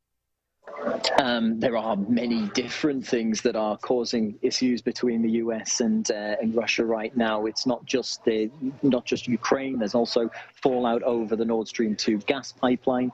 There are some areas of cooperation. In fact, Antony Blinken made a point of saying that it's not all doom and gloom, it's not all bad news. He mentioned that both Washington and Moscow are in agreement that they don't want to see Iran gain a nuclear weapon, and saying that there's actually talks going on at the moment right now in Vienna at the International Atomic Energy Agency about making sure that that doesn't happen, and that Washington and Moscow are pretty much, they do approach it from different ends, but they are in the same position on that.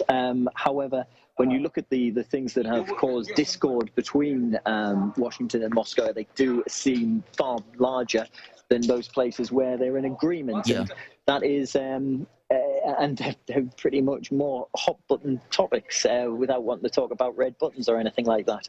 But I think when you look, there is still a lot of bitterness over the Nord Stream 2 pipeline. You know, this should have been open by now. It was initially held up because of sanctions from Donald Trump. Joe Biden lifted those sanctions. We expected that the gas would be flowing by now. That process of certification is still underway. It's being held up by that wonderful quagmire that is German bureaucracy. As somebody who lives in Berlin, I can tell you it's sticky stuff and can tie up even the best of projects. Yeah, that has been essentially the message from Washington towards Germany and towards the EU on that is, don't stop it, but don't let it go too quickly if you can.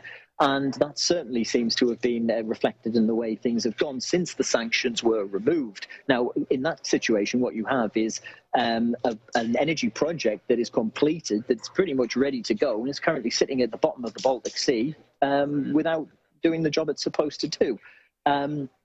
But of course, that brings in a whole other situation about energy security in Europe. And US wants to be able to export liquefied natural gas to Europe. Joe Biden, of course, has faced a lot of criticism at home when it comes to this. Ted Cruz, namely of Texas, saying that he would hold up all kinds of Biden appointees. I think he still is holding up Biden appointees while the Nord Stream 2 pipeline was still able to go. Now, I'm not suggesting that that Ted Cruz has such big sway that he is really steering US-Russia policy from the DC end, but certainly all of these little things go to prove what is a very stony path when it comes to talks between the two countries. And I said, as much as it was all cordial today, I don't think it's going to be sorted out at this level, and it would really require, it's going to have to be done at the presidential level.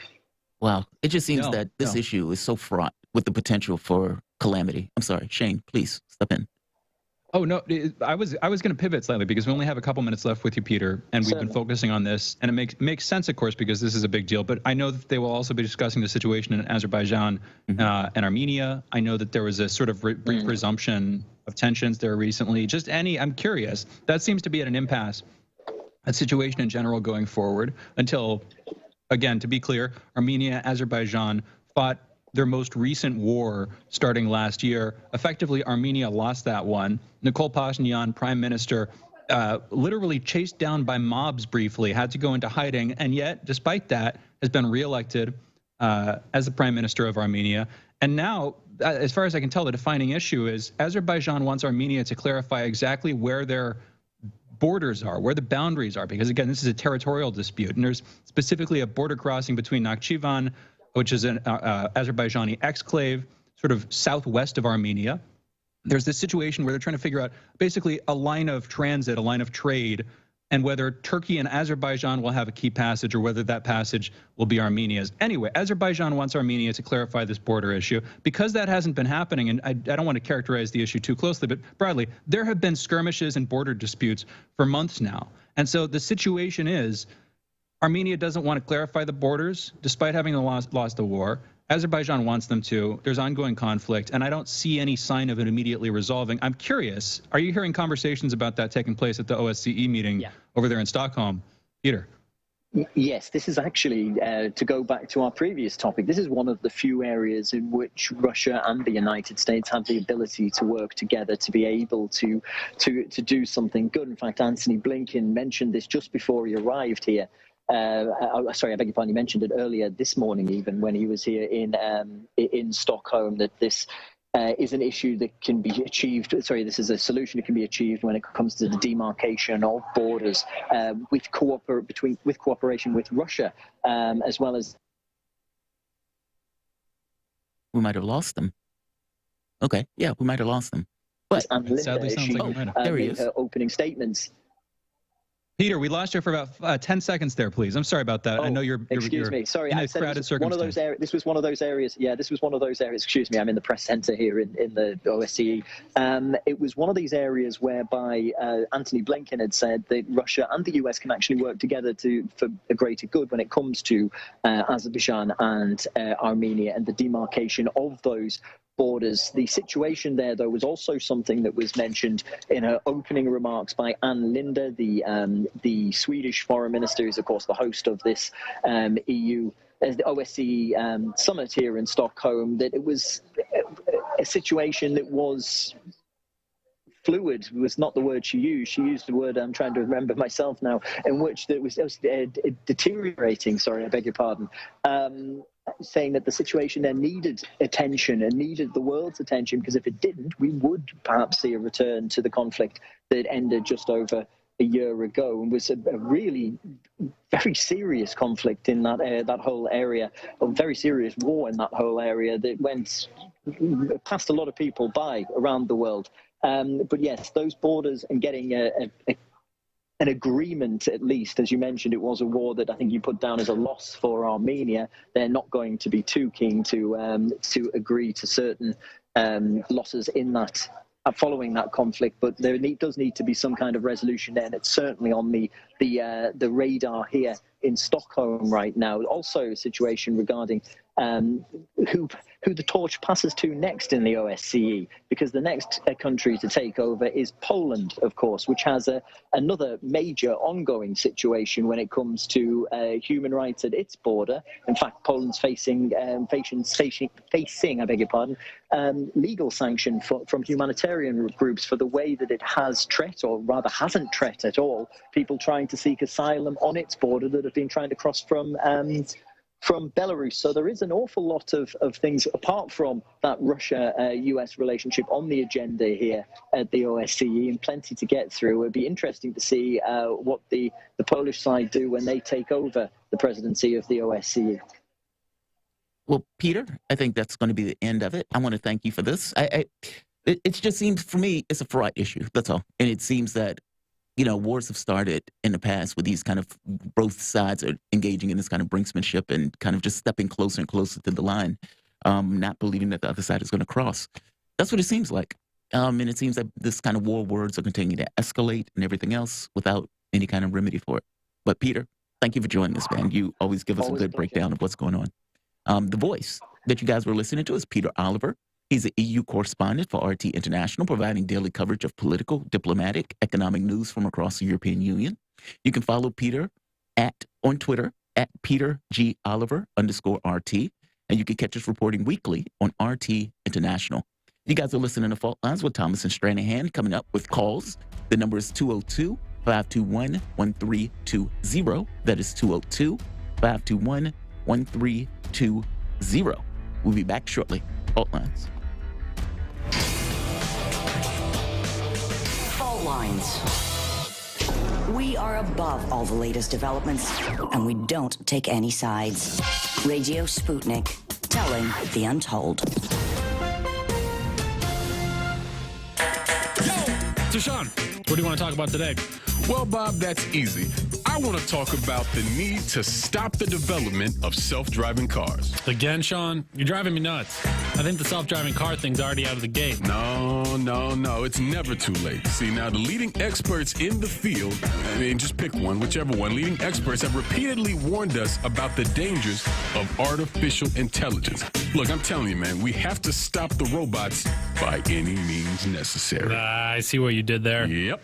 Tune into our show By Any Means Necessary daily from 2 to 4 p.m. Eastern Time on Radio Sputnik. And don't forget to call in at 3:20 p.m. to our studio number 202-521-1320. And if you miss us live, check us out on SputnikNews.com, Spreaker, iTunes, iHeartRadio, Spotify, or wherever you listen to podcasts to stay up to date on the latest political, social, and economic movements shaping the world around us.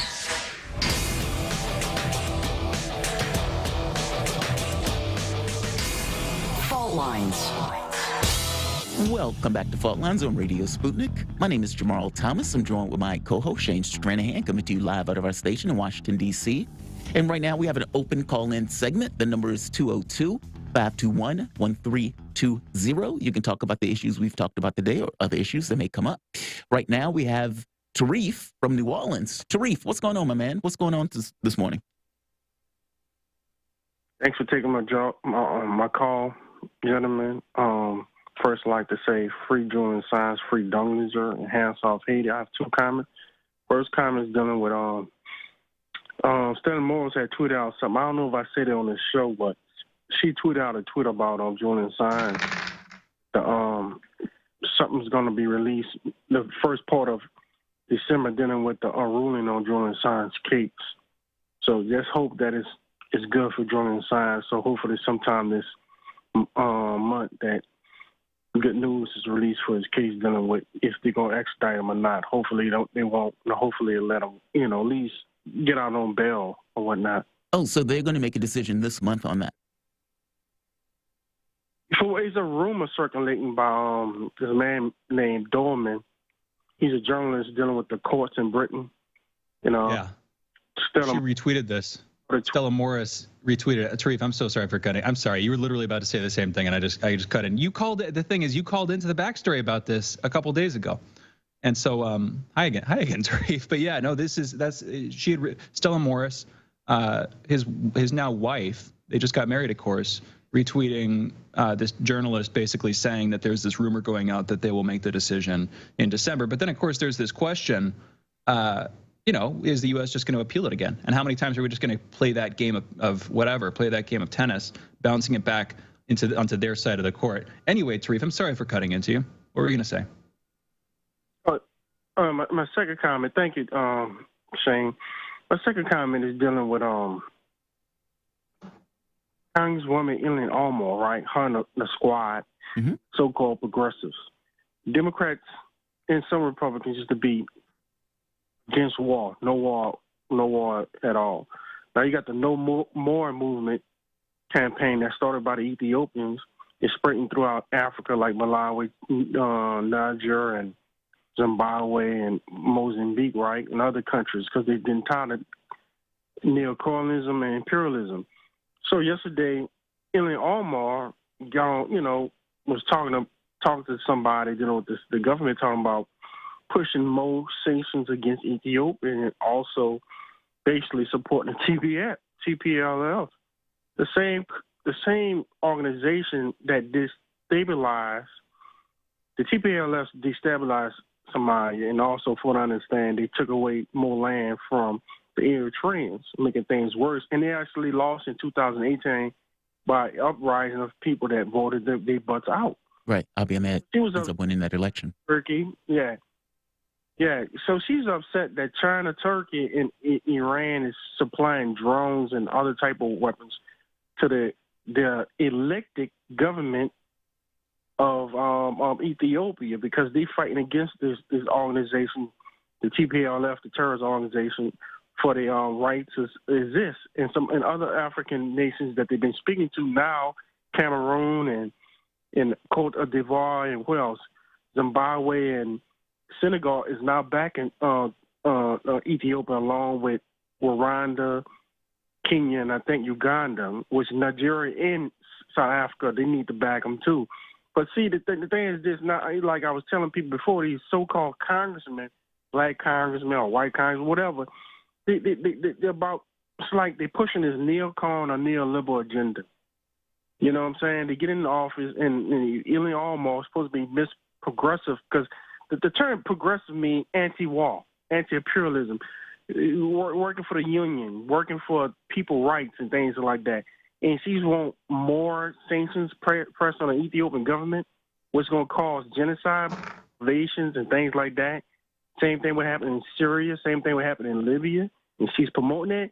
I don't like that. So they need to have a campaign to remove her next year, to vote her out. The Somali community, the Oromo community, and Ethiopian community that is in Minnesota need to vote out and put somebody in there that believes in peace and unity. You think they're going to do it? Believe in people. They should. They have to. I mean, and let me ask this a different way. Do you think that people are paying attention enough to it where they would even know she has this kind of onerous perspective on this issue? Well, it's on Twitter. People is tweeting it out. I saw a whole bunch of tweets on it. The Ethiopian community is upset. Some Somalis upset. Some other Africans upset that should be come out. What's her name? Samira Khan, which is a journalist for RT, was upset that Ilhan Omar came out like that yesterday. I couldn't believe it. I'm like, you from the Horn of Africa. You Somalis, Eritreans, and Ethiopians especially suffered back in the early 80s with starvation. Why would you want to put more sanctions? You letting the deep state use you as the face, right? And for imperialism or for neocolonialism. I mean, why would you go up there and do that? You know what I'm saying? So she needs to be voted out. It's hard to know what goes into their heads with that stuff. No, but I agree with you. I mean, it's probably just the voices in her ear. It could be. I mean, it really could be. This is from Bob, I think. He was the one who first brought to our attention the idea that the TPLF and just in general, well, yeah, let's call it the TPLF. They set up a substantial lobbying and think tank movement in the West. I was going to say the Tigrayans, but the TPLF are not the Tigrayans. That's the thing. That's the natural tendency when you have these separatist movements that say they're representing an entire ethnic group. And no, that's the government. Again, ran Ethiopia for almost 30 years. And apparently did a lot of bloodletting or something in their in their ownership of the country in terms of the everything else harsh the harsh rule. Anyway, but Jamarl, when you bring up are her voters hearing about it? Tarif, you say that people on Twitter are talking about it. I'm sure the Ethiopian community is rightfully inflamed about it. And on the other hand, are the voters in Minnesota going to know anything about this? Are they going to hear anything about it at all? In her district in a way that's going to affect her constituency and maybe get somebody else in the office? Is that if somebody else comes in to replace her, are they necessarily going to have any better a stance on this? It's one of those things where, the American press doesn't like to cover this issue specifically appropriately. If everybody knew around the world that not only was this happening, but where the U.S. was standing on it, clearly, if everybody knew that, we would take a different position. But as with so many things, they just keep it out of the news. We have another caller. So we should probably go to him. Yeah. Let's go to much appreciated. Thank you for the call. Let us go now to David, calling in from New York. David, you're on the line. What's on your mind? Hi. Yes, I'd like to talk about the Ukraine issue. The media and the Ukraine government are accusing Russia of planning to invade. Okay, and of course Russia denies it, and it's clear to me that Russia has no incentive to do that. I mean, that would provoke an immediate military response from the U.S., and that's got to be detrimental to Russian interests and the world interests. So, on the other hand, one can argue that Ukraine, with its buildup of forces near the eastern Ukraine separatist areas, the huge buildup, as you mentioned, half the Ukrainian armies has been mobilized there. That looks like a possible preparation for an attack. It does. Sure, but on the eastern regions, which is very worrisome, very scary. I don't think. I hope the U.S. will stop them from doing it, because supposedly Ukraine will listen to the U.S. Unfortunately, it doesn't seem that way. I mean, in fact, it seems like the opposite. It's almost as if it's like saying, it's like you and I are having a conversation, and I'm continuously screaming that you're about to punch me. You're about to punch me. So anything that I do at that particular point is legitimate in defense of defending myself, despite the fact that you're nowhere near me. It's that. It's almost as if the United States objective was to kind of pull Ukraine from provoking kind of a larger conflict, then you don't start this by basically screaming that troops 200 kilometers away are somehow at the border and that they're trying to threaten to invade Ukraine. You do that when you're trying to create a pretext for an excuse or justification for some kind of further provocation or attack on those. Some provocation. Yeah.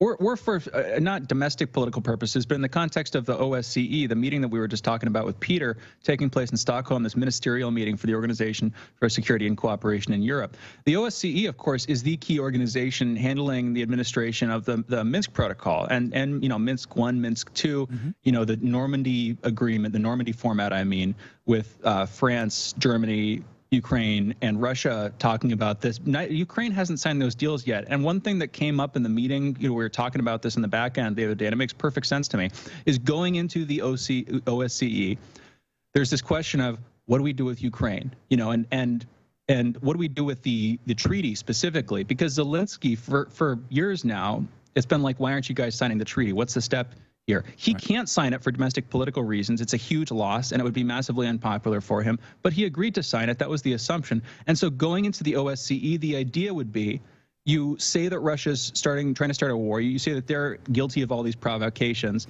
And you say, well, we can't sign the treaty. We can't do this. In other words, for Zelensky, it's kind of a lifesaver, which would explain why, although at first, Zelensky and the Ukrainians had said, no, the Russians aren't building up on the border. Just a couple of weeks later, suddenly they weren't saying that anymore. And maybe the idea is Blinken, people on the back end, talked to them and sort of showed them, hey, shut up, guys. Seriously, if the world believes that Russia's about to invade, then you don't need to sign this treaty. In other words, you don't need to go through with this agreement that you've made. And so all this talk, it really might have to do with that. But we're going to be investigating this more next hour. You guys are listening to Fault Lines with Thomas and Stranahan, coming back in a minute with headlines and the last hour of this morning show.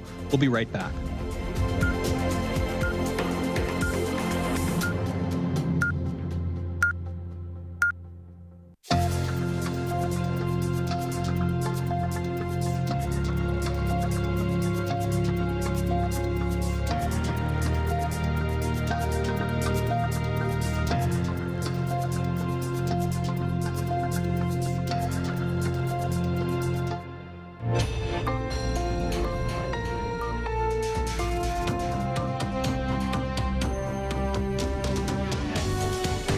Listening to Radio Sputnik.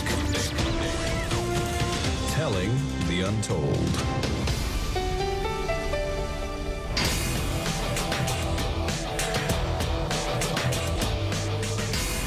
Fault Lines. Live from the divided states of America, precipitously perched at the edge of this resilient and exploited globe. Welcome to your context lens for the American perspective.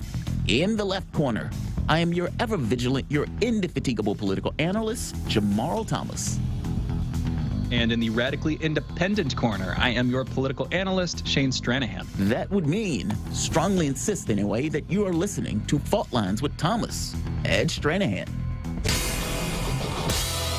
Right on. Interesting conversation, worrying, to put it mildly. Peter didn't calm my fears on this. I really do feel like we're sleepwalking out of this kind of odd brinksmanship into something that could be utterly and entirely catastrophic, and doing so with all the propaganda in the world to try to put out a narrative as if we are somehow doing God's work when we are not. It's unfortunate, and yet this is kind of where we are. The conversations that Biden is supposed to have, I guess, coming up tomorrow, and for that matter, Lavrov and Blinken, we're having today. We'll see if that comes to anything, but look, I was there at the meeting in Geneva where Biden and Putin basically met. And there was a certain hope associated with that Biden understood the ramifications of unpredictability in regards to the relationship between Russia and the United States.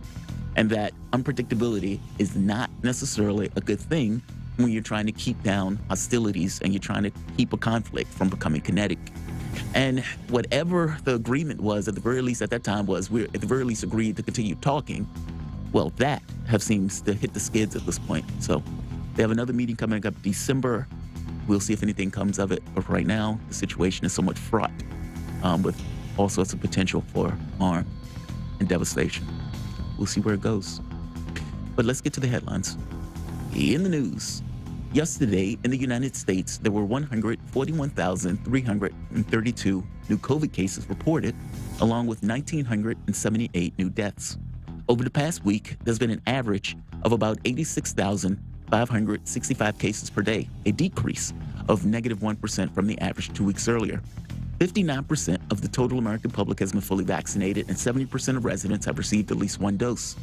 As of this morning, the coronavirus has infected 48,662,120 people across the United States and has killed an unfortunate 782,826 men, women, and children in America. The United States has joined a growing number of countries that have confirmed cases of the Omicron variant of the coronavirus. The United States' first case was detected in California in a person who traveled from South Africa. Also in COVID news, the Biden administration will extend existing requirements for travelers to wear masks on airplanes, buses, trains, and boats, as well as in airports and other transportation hubs through March to address concerns of the Omicron coronavirus variant. In August, the Transportation Security Administration extended its U.S. federal transportation mask mandate through January 18th to minimize the spread of COVID-19 on public transportation due to concerns at the time over the Delta variant. Moving to national news, the timeline of events leading up to the deadly high school shooting on Tuesday in Michigan reveals there were concerns about the teen suspect's behavior before the tragedy that left 4 dead and 7 injured. Hours before the shooting on Tuesday, Crumbley and his parents had a meeting with school officials about a different issue, according to Bochert, who declined to expand on the details of that discussion. During Crumbley's arraignment on Wednesday, authorities said they found 2 videos on Crumbley's cell phone in which he talked about shooting and killing students at the high school. Alec Baldwin told ABC News that he never pulled the trigger of the gun that shot the director of photography, Helena Hutchins, on the set of Russ. Quote, "The trigger wasn't pulled, I didn't pull the trigger," unquote. Baldwin said in an expert release on Wednesday from a sit-down interview, his first since the October shooting. The House Select Committee investigating the January 6th attack on the United States Capitol approved on Wednesday night the report to hold former Deputy Department of Justice official Jeffrey Clark in contempt of Congress for defying his subpoena by refusing to answer questions during a recent deposition and failing to hand over documents to the panel. But the panel is also giving Clark another opportunity to appear on Sunday in light of a new letter he sent to the committee stating that he intends to claim the Fifth Amendment protection. Moving to international news, a UK court has upheld a ruling in favor of Meghan, Duchess of Sussex, as part of her litigation against the newspaper publisher which reproduced parts of a private letter she sent to her father, Thomas Markle, in August 2018. Associated Newspaper Limited, ANL, has appealed against the previous judgment that the Duchess had a reasonable expectation of privacy, but the Court of Appeals upheld the decision on Thursday. The International Olympic Committee, the IOC, held a second call with Peng Shuai on Wednesday and said that the Chinese tennis star reconfirmed that she was safe and well given the difficult situation she's in, the sporting organization said on Thursday. One of China's most recognizable sports stars, Peng publicly accused a top Communist Party official, Vice Premier Zhang Gaoli, of coercing her into sex at his home 3 years ago, and a since deleted social media post dated November the 2nd. And in holiday news, we have a Safety Razor Day and a United Arab Emirates National Day. Those are your headlines. You guys are listening to Fault Lines with Thomas and Stranahan. There's one more story that I'm surprised you haven't said anything about, Shane. Shocked and surprised you haven't said anything about. So do you remember? What's that, Jamarl? So Elon Musk was talking about, he gave an address to the people at SpaceX. And in that particular address, this was something that was reported a few days ago, he was basically saying that they're on the risk of bankruptcy if they can't get the rockets correct. Meaning they're trying to get some kind of rockets set up in order to kind of, I guess, get the thing into space in order to fulfill contracts and whatnot. And basically making the point of saying there were, right here, Starship engines. I hate it that they call this thing Starship, but fair enough. Elon Musk tells SpaceX employees that Starship engine crisis is creating a risk of bankruptcy. And I'll just go through the key points. Elon Musk described a dire situation with SpaceX development of Raptor rocket engines the day after Thanksgiving in a company-wide email, a copy which was obtained by CNBC. The Raptor production crisis is much worse than it seemed a few weeks ago, Musk wrote. The Raptor engines power the company's Starship rocket, with Musk adding that SpaceX faces genuine risk of bankruptcy if we cannot achieve a Starship flight rate of at least once every 2 weeks next year. So basically, they're trying to have this to be a reusable rocket, and they're trying to reuse it X amount of times over the course of a period of time, with the thought being that the margins make sense if you can do it repetitively, let's say, I guess, twice a week or whatever. And they're running into the problem trying to basically get the production to a point where they can do that. I was shocked by that. I mean, it just seems to come out of the blue that they were having this level of difficulty. And maybe it might have been something that Musk didn't even realize himself, that this was such an issue. But to hear him basically saying that the engine is a disaster and that they're at threat of bankruptcy. No, that's not what he was. That's not what he was saying. What did he say? He said that. He said there's a risk of bankruptcy. Well, I can quote there too. He says, quote, if a severe global recession were to dry up capital availability / liquidity while SpaceX was losing billions on Starlink and Starship, then bankruptcy, while still unlikely, is not impossible. GM and Chrysler went bankrupt last recession. Right. Quote, only the paranoid survive, end quote. And he's quoting somebody named Grove, but that was in a tweet. So he's saying it's unlikely but possible, which is frankly just characteristic of Elon Musk being a weirdly bold sort of internet dude talking stuff. You know, I will remind people of the time when the SEC. Real quick, when did he say that? This was November 30th, 2 days ago. All right, so it says the Raptor production crisis is much worse than we seemed a few weeks ago. Musk wrote, we face a genuine risk of bankruptcy if we cannot achieve the Starship flight rate at least once every 2 weeks next year. You agree or disagree that he said that? I agree that he said that, and I'm saying he's saying that's still unlikely. But I don't want to sugarcoat it. That's the first part that I was going to quote. You're just saying you said something like he thinks bankruptcy is, I don't know, likely or imminent or something like. Yeah, there's potential for it, but isn't there always in some case a potential? I guess my point is he's saying it's more likely than, you know, it's not like it's impossible, but he's not saying it's likely. He's saying while still likely, it's not impossible, which is different from what you said a minute ago. You said something like they're close to bankruptcy. I said the risk of bankruptcy. Yeah, risk of bankruptcy. Yeah, no, that's not what you said though. You said something like they're close to bankruptcy. That was my point. That's where I cut to the second quote where he said it's not likely. Okay. The first quote that I was going to go to is pretty much the one you hit, which is basically, unfortunately, the Raptor production crisis is much worse than it seemed a few weeks ago. Yeah. As we have dug into the issues following exiting prior senior management, they have unfortunately turned out to be far more severe than was reported. There is no way to sugarcoat this. So that, again, that doesn't sound good. But my point is, it's not like they're announcing bankruptcy like either next week or later this year or anytime even early next year. It seems like they would potentially do that if the production issues continued. Now, good to know about. Close. To be fair, if I said close to bankruptcy is wrong. It was risk of bankruptcy. Definitely right.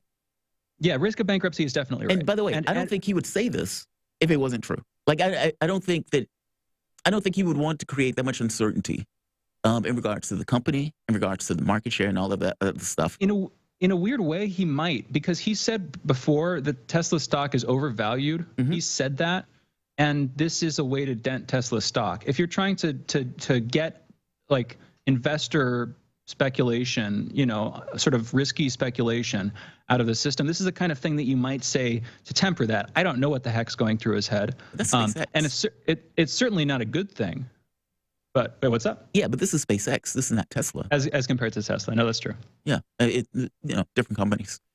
That's true. I don't know, man. I mean, it seems that they are trying to hit, I don't know, I guess a certain a rate of investment, I suppose, you know, based on we need X amount in order to kind of make this work and et cetera. But I mean, it's Musk, you know, the money and resources that they're putting into it, he may come up with a workaround for it.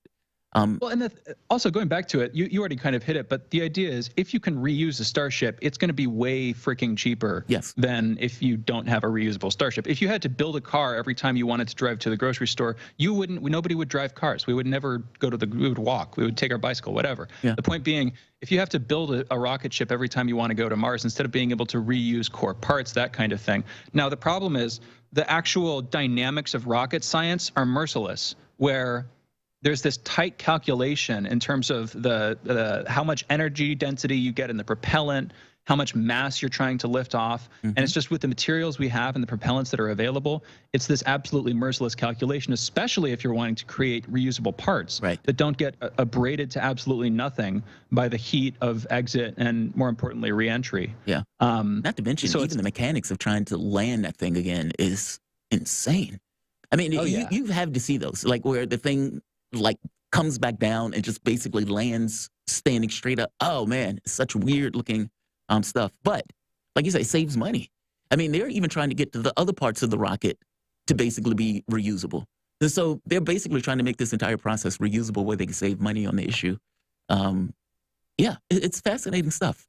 I'm looking for the space elevator and stuff like that to take place, but that's probably in the future at some point. It would be. I know the space elevator, that's an old idea, and that gets kind of complicated. But oh man, now you're opening a certain box there, Jamarl. Now my mind's going to like orbital spacecraft construction The thing is, we're both kind of sci-fi nerds, and you should know not to go. As soon as you hit those topics, we're both gonna like go head first, diving into them, and it's gonna take 20 minutes, and it's pretty soon we'll be debating Star Trek and Star Wars or something like that. Not really. Not really. Yeah, it says V2 rocket is strong, but can only be launched effectively by Starship rockets. Yeah, man. Well, we'll see. I mean, I have a hard time believing that Musk is going to go bankrupt doing SpaceX thing, only because it's one of those new industries that's valuable to the government, basically. I mean, if you're thinking of you're trying to compete with other nations, and I would say that's the same reason why Elon Musk may rag on Jeff Bezos for basically begging the government for money for Origin, but it makes sense from the standpoint of the government to basically put money into those things. If you have all of these at-home companies that are basically American companies, give or take, from the standpoint of the name nomenclature, well, what does it mean when you're trying to get rockets? What does it mean when you're trying to get more advanced systems, be it AI, be it in space, et cetera? It just gives you a leg up on that stuff in regards to competition. And Elon Musk, go for I think specifically his criticism was the way that Jeff Bezos was litigating and griping about it. Yeah, he's about basically whining to Congress. I need money. If Elon Musk is criticizing Jeff Bezos for receiving money from the government, au contraire, Elon Musk, every one of his companies since PayPal has been dependent, to a large extent, obviously, on contracts with or subsidies from the government, whether it's SolarCity with massive subsidies, of course, or Tesla with massive subsidies, of course, or SpaceX, which obviously that's working primarily with the government last I checked. That's 1,000% right. So every one of his things is dependent on it. So I think going back, it's not like I'm trying to hit him necessarily. My point is, I think that was his criticism, was the way that Jeff Bezos was litigating this stuff. But still, I don't know. It came across as whiny. I mean, it really did. It was like he loses the contract, and then he opens up litigation, basically try to sue when he loses the contract. It's like he can't deal with the fact that he basically lost either from... Go for it. No, totally. No, and Jeff Bezos, I guess my point is Elon Musk is in a separate category. And it's not like it's not that it makes him a good person, but when you look at his relationship with the other American tech oligarchs, when you look at comparing him to Jeff Bezos or Mark Zuckerberg or the recently retired Jack Dorsey, although he's in a separate class, Elon Musk is the only one of them that's like doing the actually groundbreaking stuff, doing the actually fundamentally groundbreaking stuff. Amazon has tight logistics and warehouses. Facebook has a manicured information economy. Elon Musk is literally trying to get us to another planet. That's the whole thing. And then there's this question, okay, is he a grifter? Is he good at what he's doing, or is he a liar? Can we trust him? Is he too volatile for this stuff? All of those questions I think apply, and I don't really care when people ask them. But I feel like he is in a separate class from just some random dude who decided to create a startup or something. And I don't know what you do with that, but I feel like it's true. Yeah, trust doesn't apply to me. I trust them to try to maximize his profit, no more, no less. But yeah, I don't know. But I agree with him on the Bezos stuff. The Bezos stuff is trust him pathetic. Necessarily. Yeah. No, it's true. Yeah, the Bezos stuff is pathetic. You can't just go whining to the government at the point where you lose a contract. I mean, Bezos has billions of dollars already and don't pay taxes on, or the companies don't anyway. So yeah, at the very least, I respect him for being able to win the contract, as opposed to Bezos go crying about it. I guess the question is, would he have went crying to the government himself, meaning Tesla, if he lost that contract? I get the feeling, I don't know the answer to it, and I guess it doesn't really matter. But let's do this. Let's get to our guests, because Scott is waiting. You guys are listening to Fault Lines with Thomas and Stranahan. We'll be back in a moment. Fault Lines. 24 hours a day, 7 days a week. We give you the most essential information out there. Radio Sputnik, telling the untold. Want to know how international issues fit into local ones and how local issues fit into international ones?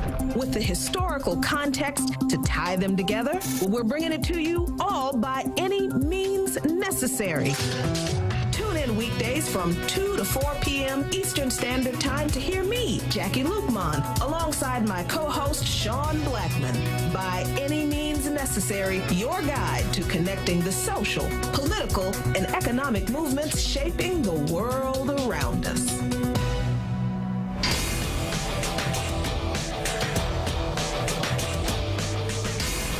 Fault Lines.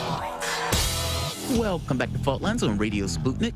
My name is Jamarl Thomas. I'm joined with my co-host Shane Stranahan, coming to you live out of our station in Washington, D.C.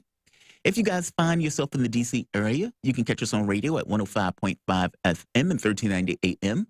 We're also kicking around in Kansas City at 102.9 FM and 104.7 FM. If you guys are digging what Shane and I are putting down, whatever platform you're consuming this content on, give us a like and share that audio or video.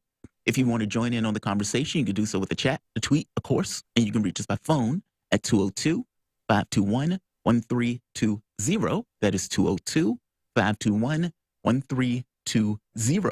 Your engagement helps makes the show what it is, so definitely don't be shy.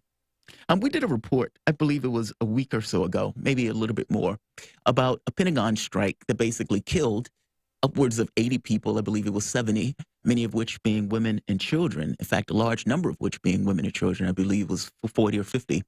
And that basically this was swept under the rug. Well, currently, the Defense Secretary Lloyd Austin is basically reopening an investigation into this very strike. And it seemed as if the military did not want to investigate the strike, that they basically wanted to hide the number of people that have died in the strike, and that this strike could have potentially been a war crime. Well, it is being reopened based on the reporting, basically, for the New York Times, who drew a bright red circle around the fact that it seemed that the military was trying to hide this number of casualties. To have a conversation about this, we're joined with Scott Ritter. Scott Ritter is a former UN weapons inspector and weapons of mass destruction whistleblower. Scott, welcome to the show, my man. How you doing today? I'm doing great, thanks. Absolutely. And it's always appreciate you joining us. It's always enjoy these conversations. And so the Times investigation, I just read this part. 80 people were almost immediately apparent to military officials, or 80 people that had been killed. A legal officer flagged the bombing as a possible war crime that required an investigation. The Defense Department independent inspector general began an inquiry, but the report containing its findings was stalled and stripped of any mention of the strike. They go further. It says the leadership, and I'll just read it, one of the lawyers, it says the leadership just seemed to want to bury this. No one wanted to do anything about it. And if, this was Gene Tate, an evaluator who worked on the case. And he makes the sense. It makes you lose faith in the system when people are trying to do what's right, but no one in a position of leadership wants to hear it. Now, why is he reopening this? I mean, apparently they supposedly did an investigation. It was shoddy, and they came away with the conclusion that nothing was wrong per se. But why is Austin redoing this? Is it just an issue of saving face and optics, or is there something deeper here in regards to what Austin is trying to accomplish? Well, I don't know what his motives are. I can say that this investigation will be deeply unpopular with the military organizations that were involved in the anti-ISIS fight. And that I also don't believe that the impetus for this is coming from within the military, because frankly speaking, the people who originally initiated the investigation had no legal standing to initiate the investigation. That's one of the reasons why it was dropped.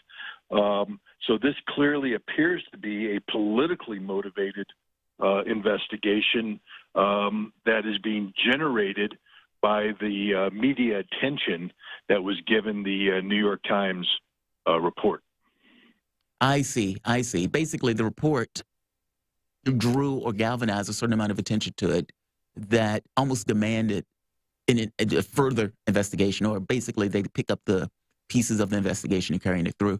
When you say it's not going to be popular, it's not going to be popular with the military, or is it not going to be popular with politicians? What do you mean, or be specific when you say the popularity of it is not necessarily going to be all that much prize? With the military organizations that were given the task of closing with and destroying the Islamic State in both Iraq and Syria.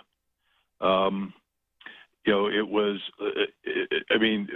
the history of America's involvement in that is disgraceful, not because of people like Eddie Gallagher, the Navy SEAL who murdered people, but because of the politics involved. Barack Obama withdrew all combat forces from Iraq in 2011. War was over. And he left this gaping vacuum of instability, chaos, and anarchy from which was born ISIS. And when ISIS came screaming back into Iraq from its safe haven in Syria, seizing the city of Mosul, routing the U.S.-trained army, capturing hundreds of vehicles, including M1 tanks, moving down towards Baghdad, it triggered not only gross embarrassment for the United States, for the Obama administration, but also opened the door for an even greater involvement of Iran in Iraq's internal affairs. Iran saved Baghdad, not the United States. Iran did. The Quds Force, Soleimani, the man we assassinated, is the guy who came in, rallied the troops, formed these militias, and then began the very bloody campaign of stopping ISIS and then beginning to push ISIS back. We came in because we couldn't cede the battlefield to Iran. But we also couldn't admit that, oh my God, we screwed up by taking combat forces out. So the first people we put in had to pretend that we weren't in combat. That's right. That's the boots on the ground thing that Obama kept saying. There's no boots on the ground. No boots on the ground. And this is the whole thing. Barack Obama is a lying sack of you know what. Yeah. All presidents are. I despise this man because of how he treated the military. Because when you send people into harm's way, I was in the military. You train to do something, and the old saying, you'll fight as you train. So I train, and then they finally send me to the fight and tell me you can't do anything you trained to do. You've got to make it up as you go along. And one of the things they did is they put in these, because there was no boots on the ground, but we had American aircraft, dropping bombs. We had to put in these specially trained combat controllers called Joint Tactical Air Control Teams, JTACs. And we kept them literally hundreds of miles away from the front line trying to communicate with their Iraqi counterparts over radio using drones to bomb. And then, eventually we realized that's stupid, so we moved them up closer and closer. But we kept playing games, saying, you can't be on the front line. And anytime one of our non-combat units got too close, they were court-martialed. So here's a guy told, you have to kill ISIS. He's with his Iraqi counterpart who's forward getting blown up. I mean, the stuff ISIS was doing was unbelievable. These huge suicide vehicle bombs, armored, so direct hits couldn't destroy them. They drive them straight into an Iraqi unit, blow them up, killing dozens of people at a time. The only thing that could take them out is an airstrike, and the only people who can bring in the airstrike are the American JTACs, but they're not allowed on the front line. So the guys began to cheat, and then they'd get court-martialed. So the solution was to train up the Iraqis to be the American eyes, and we gave them these tablets that had satellite imagery, and we put them in direct contact through a translator to the JTACs. And so now the JTACs are removed, but they're seeing what the Iraqis see. And the Iraqis begin to have the ability to call in the airstrikes and to be signed off by the JTAC. They even shortened it so he didn't have to go get the commanding general's permission because we had troops in contact. And it worked. It worked. We were able to blow the hell out of ISIS and recapture Mosul at great cost. I mean, I'm not trying to pretend that it was a copacetic war. It wasn't. But now we take that fight into Syria. There is no Syrian government that we're cooperating with. What we're cooperating with is a Turkish terrorist organization called the PKK, right? The Kurdish People's Party. The Turks view them as terrorists. They're operating inside Syria, and they take up the fight against ISIS. But they're allies to the United States, despite the fact that Turkey is in NATO. And Turkey sees them as terrorists. Right. NATO's NATO ally, but we're supporting the terrorist organization. Well, we tell the terrorists, we can't really train you, equip you, etc., unless you do a brand name change. And so they renamed themselves to be the Syrian Democratic Forces. I mean, the general who arranged this chuckled about it. Isn't that funny? Yeah. It's like democratic, pro-democracy terrorists, basically, working for the U.S. in this. I mean, the Times is basically saying, it says, they found that Air Force, F-15E attack jets have been called in by Task Force 9, a unit largely made up of U.S. Army's elite Delta Force. Now, the group that you're saying, so is the Delta Force the one just gives the final clearance for it, but they're Kurdish? Because it further says Task Force was in charge of ground operations in Syria, working closely with Syrian, Kurdish, and Arab militias. So is it that the Delta Force is the one who's given the final approval for the strike, but it's the Kurdish and Syrian militias that were basically the ones who were doing this calling in initially? Is that what I'm understanding? Correct. Yes, that we trained the Kurds the way we trained the Iraqis. We gave them the same equipment, and they were the ones calling in the strikes. And our guys, again, are not permitted to be on the front lines. Our guys have to be back, and they're working with it. So that we have Kurdish terrorists working for the United States, calling in airstrikes as they see fit. And these Kurdish, the SDF people, and most of them are Kurds, but some of them, as you said, are Arab militias. They don't want to die. And what that means is they don't want to go into a building and have a booby trap blow them up. So they're more liberal in the cases that they're called down, as opposed to being more cautious about trying to preserve life. Blow up a building, and they'll say sniper. There's no sniper. They'll go to another building, and they'll say possible machine gun. There's no machine gun. They're just blowing up the buildings because they don't want to die. And you can respect that. But it's not the way we fight war. The other thing that was happening is in the final stages of the battle, these Kurds are being swarmed by desperate suicide bombers, many of whom were using women and children as cover. So you put 20 women in front of you, and you'd run in, and the Kurds would say, come on, women, come on, women, come on, women. All of a sudden, boom, the bomber's there. They're dead. So the Kurds said, you're all going to die. And on the strike that occurred, you had 80 people gathering. 16 of them were armed ISIS fighters, confirmed. We know this. We saw them. They're shooting.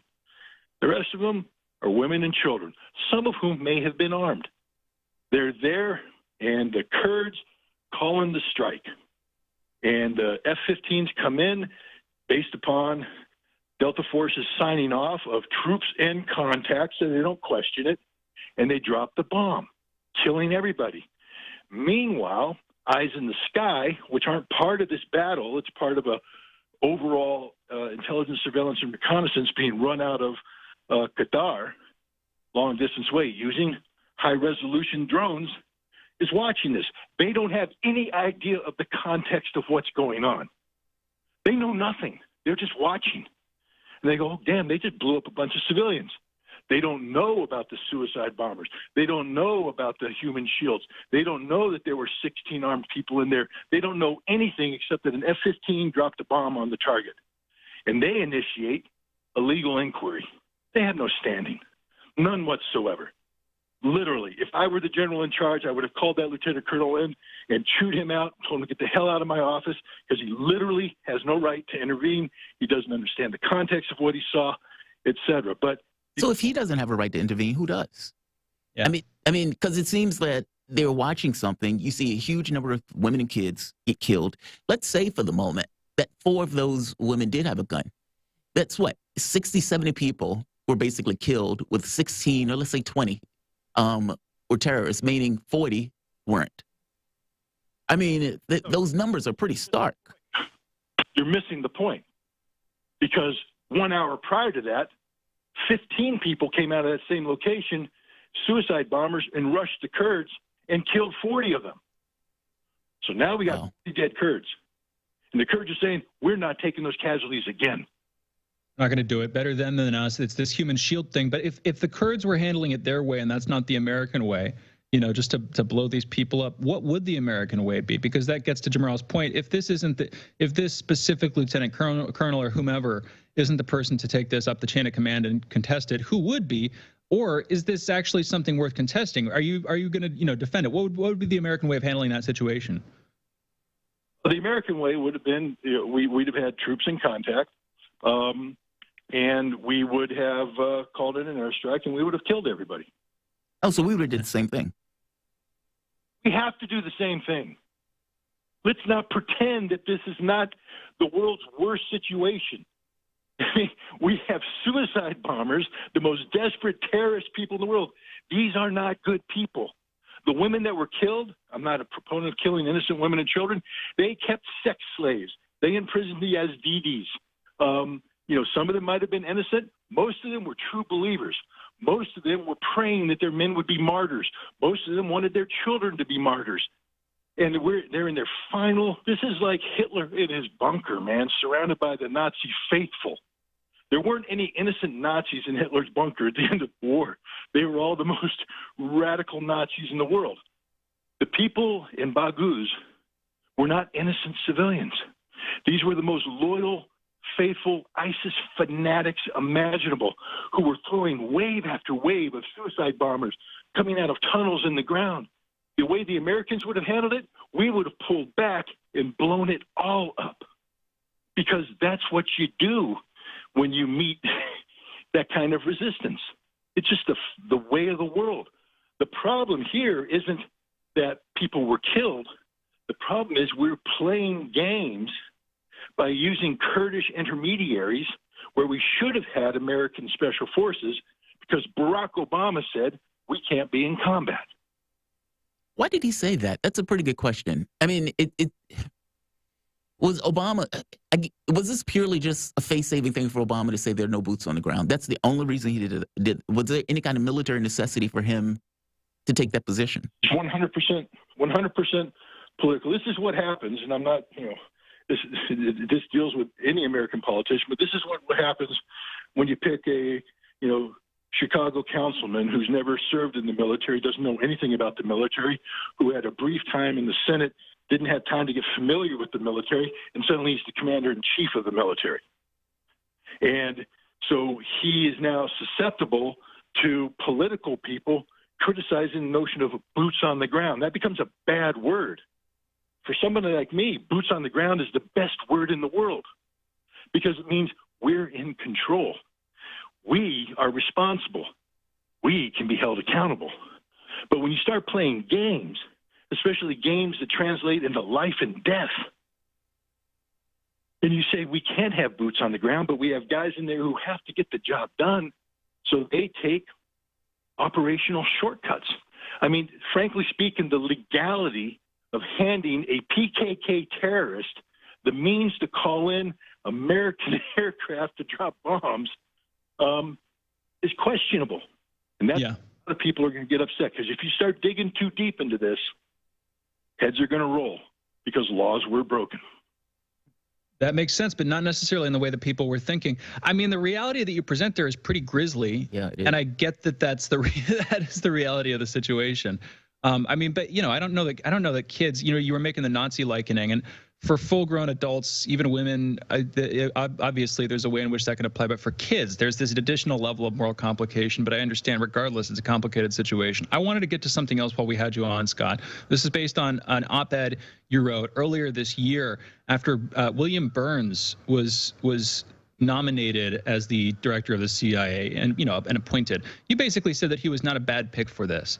That unlike a lot of other people who'd headed the institution recently, Bill Burns, a career diplomat going into that position, might have, I think, the common sense or the bureaucratic sensibility. I will leave it to you to define specifically why you thought he was a good fit.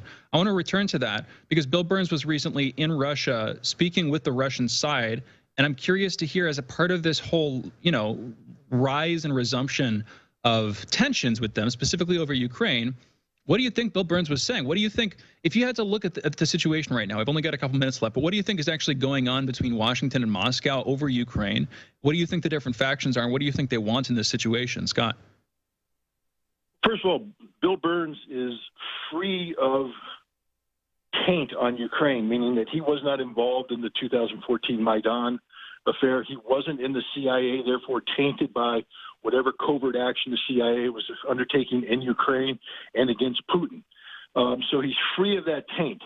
He has to adhere to policy, but he is free and liberated enough to also inject some common sense.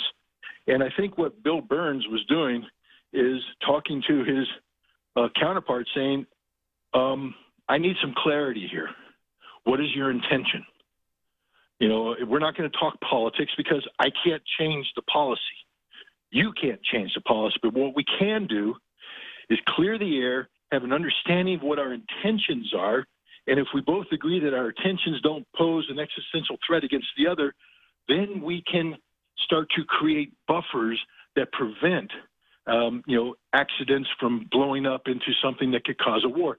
It's the same thing we did in Syria, where military on military personnel, our military spoke with their military, and while politicians may have been screaming for enforcement of no-fly zones, et cetera, the military said, our job is to keep us from shooting you down and to keep you from shooting us down, to prevent a war from happening. And I think that's what William Burns was doing.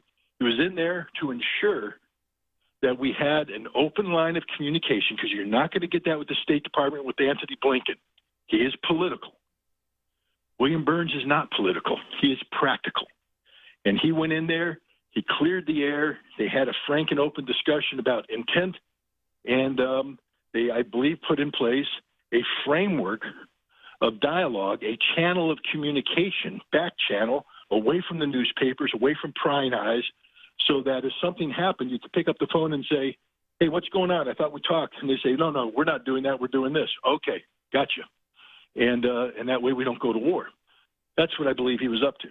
Are you concerned with the current standing of things? It seems that there's a level of unpredictability in the relationship between the U.S. and Russia on Ukraine. And unpredictability might not even be the right word for it. It seems a certain amount of provocation going on with either NATO, with the United States, or with its Western partners in regards to giving this impression as if something is taking place at the border of Ukraine. Well, something is taking place. They're basically doing military buildup, talking about Ukraine with half of their troops on the border, acting as if they're about to invade those particular other regions of the Ukraine. Do you have concerns about sleepwalking into kind of a larger conflict on this? And if so, from your standpoint, why is the United States all of a sudden doing this now? Well, I am very concerned. Look, Russia, I mean, let's just be frank here. 90,000 troops is not what you invade Ukraine with. And most of those Russian troops are 200 miles away from the border. Exactly. So this notion that Russia's built up on the border, ready to move, is absurd. Russia is repositioning forces, as one does during a time of crisis. Ukraine is putting its forces, massing its forces near Donetsk, near the Donbass. And so Russia is prepared to counter a Ukrainian strike. And this is the problem. I mean, Jens Stoltenberg, the Secretary General of NATO, just came out and said, we're not going to war for Ukraine. He said that yesterday. He said, we're not going to go to war for them. We defend members. We don't defend acquaintances.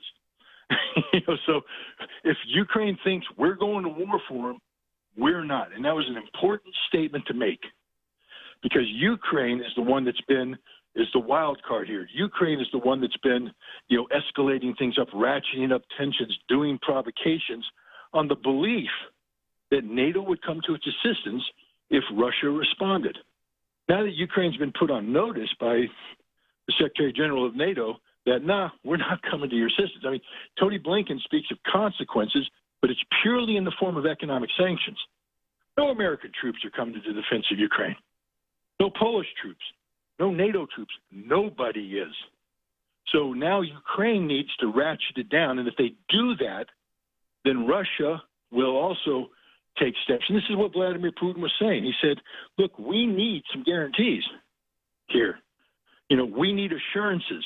If you tell us you're not trying to make Ukraine a NATO member, and you guarantee us that that isn't going to happen, we will do things that relieve the tension. But if you continue to pretend that you want to make Ukraine a member, understanding that once Ukraine becomes a member, you will come to their defense, and now we got a big problem, then we're just going to continue to position ourselves so that we're capable of doing anything we want, anytime we want. And that's what's going on. The wild card here is Ukraine. I'm thankful for a Secretary General who I otherwise don't have much time for, that he provided some much-needed clarity to the overall strategic situation. Do you think that there's any chance for some kind of deal with NATO in this? I mean, A, can you trust them if a deal is made? If they do say, look, we're not necessarily going to pull NATO into our orbit, either as like literally, or for that matter, as a de facto, is that something that can be trusted on one hand? But also, Putin has been asking for clarity, this kind of legal clarity in regards to a deal with NATO about further expansion. Is there a deal for that or a pension for anywhere in either NATO or the United States or in European allies on that type of deal taking place? Well, I think the answer is yes. We just had a meeting of the foreign ministers of NATO countries in Riga. And my understanding is that the undercurrent of this meeting is, what the hell are we doing? And the foreign ministers are also advised by their defense ministers, because it's one thing to have diplomats get together and say, we need a robust response. We're going to put heavy forces on the border, and we're going to show those Russians that we're serious. Okay, that's you know how much that costs? Nothing. But now the defense ministry, especially the Germans, are going, what, you want us to do what? We already put a battalion in Lithuania. To get that battalion in Lithuania, we had to cannibalize 3 armored brigades because we're not ready. Oh, wow. We don't have anything left. When we train right now, our tanks go out with broomsticks as machine guns because we don't have anything for these guys. Half our tanks don't work. And now you're talking about putting heavy forces on the border. That's going to cost you $60 billion. And now the prime minister jumps in and says, we don't have that kind of money. And now there's an internal debate about what the hell are we doing? That debate's happening throughout all of Europe right now because there is a price tag associated with looking robust. And it's a price tag that Europe hasn't been willing to pay and, frankly speaking, isn't willing to pay. And the United States isn't going to be the country that steps into the fold and says, don't worry about it, we'll deploy our heavy forces, because we don't have any heavy forces left to deploy either. We have a hard one brigade there on a rotational basis and another brigade's worth of equipment stored there. You know, we used to have 300,000 troops. Now we got, 40,000, 50,000, most of whom are combat troops in Europe. To bring up those numbers is prohibitively expensive, especially at a time when we're supposed to be pivoting to the Pacific and dealing with China. Another nation we simply don't have the military forces arrayed to handle, but that's a separate issue. But I think NATO right now is basically coming to grips with reality that they're on the cusp of a military conflict with Russia. Russia is prepared to fight that conflict. They don't want to. It will be horrific for them, especially in the long term. Russia will win in the short term, lose in the long term. But NATO would be destroyed militarily. And once you defeat NATO militarily, they're dead as a political organization because they will have no credibility. So I think the NATO people are saying, if we want to maintain this facade of a viable North Atlantic Treaty Organization, we need to make sure we don't get in an inadvertent war with Russia, because we're not ready to fight that war right now, and we don't need that war right now. So I think there's a lot of talk in NATO about how do we get out of this. So how do we get out of this? But it seems like on the American side, specifically in the Blinken camp, that we're trying to keep ourselves in this. And the situation with China and Taiwan and Ukraine, there are a couple ways in which they obviously do not parallel. Ukraine's relationship with Russia and Taiwan's relationship with China are clearly not the same relationship. But there are ways in which they are parallel. So they're not, obviously, Russia's not clamoring to annex Ukraine, to be clear. China sees Taiwan as its territory, sees it as the same nation. That's one obvious difference. One similarity, though, and there are other major differences, of course, but one major similarity, obviously, is this is effectively a foothold for NATO forces and American forces, broadly the international community, arranged around the United States. It's a foothold for our forces if we were to kick off some sort of hot conflict with these countries. But similarly, it seems like we're trying to play this weird kind of waiting game, sort of keep them apart, something, I don't know, where if we can keep China from effectively integrating Taiwan, if we can keep giving it whatever sort of tacit, low-lying support, CIA intel operations, not actively putting large numbers of personnel on the ground, but just this sort of back-end support. Same thing with Ukraine. If we can keep them from agreeing to Minsk I or Minsk II, if we can keep them from ceding the Donbass, if we can keep them not stable, but if we can keep our people in power and keep them from ceding to Russia, then we can use that to, we can aggravate that instability and use those countries as a foothold for potential wars with these countries in the future. Am I reading that right? That seems to be how that seems to be the situation to me right now, basically. Scott, what's your take? Oh, you're 100% correct, but also understand that this is a game that's being played by the United States, and in order for that game to succeed, you need the other player. In the case of Taiwan, you need China. In the case of Ukraine, you need Russia to willingly go along with the game. That is, to keep this thing low level, low key, and allow the United States to manipulate events to the detriment of both China in Taiwan and Russia in Ukraine. China and Russia aren't playing the game. China is saying, we will invade. We don't want to. We're going to get Taiwan. I mean, they just made that statement right out. We own it, and we are going to get it eventually. We would prefer to do this diplomatically, where we get the Taiwanese to accept that they are now part of a greater Chinese federation. Nobody needs to die. But if you want to pretend that you want to come to their defense, then we will invade. And if you're there, you're going to die. And the United States is going, well, we can't even get there to die. I mean, we can put a dozen people there, but we can't put thousands. We can't put hundreds of thousands. So China's calling our bluff, and Russia right now is calling our bluff. Russia is basically saying, we're willing to fight and die about Ukraine. Are you? And I think the answer out of NATO and the United States right now is no. So Lincoln's game is over. He may still be playing it, but it's already been decided. Wow. Maybe. But we'll see. Again, we'll see with Ukraine. I think it's a matter of what happens after Zelensky, how long Zelensky holds out, those kinds of factors, because he is super unpopular right now. And it was less than a decade ago that they had a coup, a U.S.-backed coup nonetheless, but still political instabilities in the recent history there. And like you said, I think it's on Ukraine's end.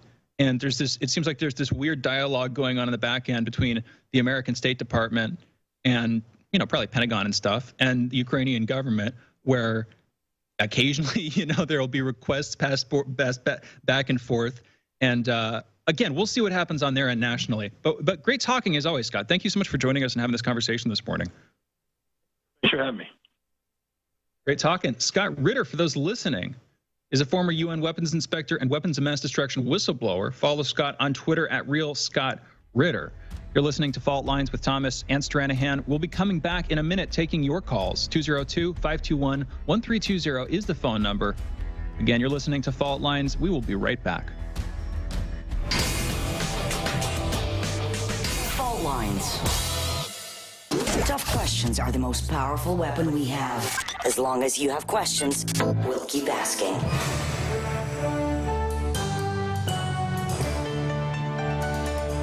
Radio Sputnik. Telling the untold. Hi, I'm political analyst Garland Nixon. And I'm political scientist, author, and nationally syndicated columnist Dr. Wilmer Leon.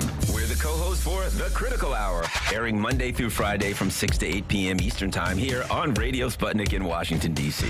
We close out your day with a thorough and hard-hitting analysis of the day's top stories, where we bring in brilliant scholars, authors, and investigative journalists from around the world. And on Fridays, it's panel time, when we do a roundup of the week's most important issues. Join us to keep up with the world's top stories. Enjoy an in-depth analysis. And have a little fun along the way.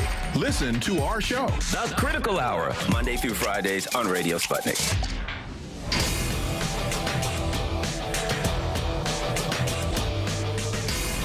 Fault Lines. Welcome back to Fault Lines on Radio Sputnik. My name is Jamarl Thomas. I'm joined with my co-host Shane Stranahan, coming to you live out of our station in Washington, D.C. Shane, do you know who Simone Sanders is?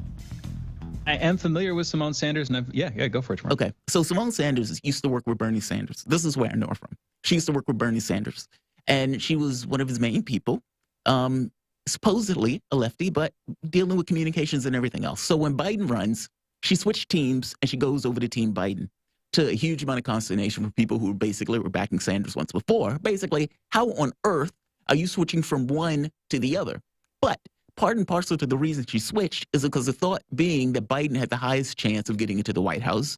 And if you can put your, feather into the cap of Biden as he's going to the White House, you yourself may also be able to get a fast lane to the White House. And her prediction was right. She ends up winning with Biden. Now she turns out to be Kamala Harris's basically person. She's working with Kamala Harris as one of the high-profile people in Harris's administration. Well, that is over with. She's basically leaving. The Axios article kind of went into this notion about why, and there was other articles I was reading earlier this morning as to why, but there are a few thoughts. I mean, one thought has to do with Kamala Harris's polling. They don't believe that Kamala Harris is being groomed to be president or is in any position to be president after Joe Biden. That's assuming a Democrat even takes it after Joe Biden. And not to mention, everything is kind of falling apart.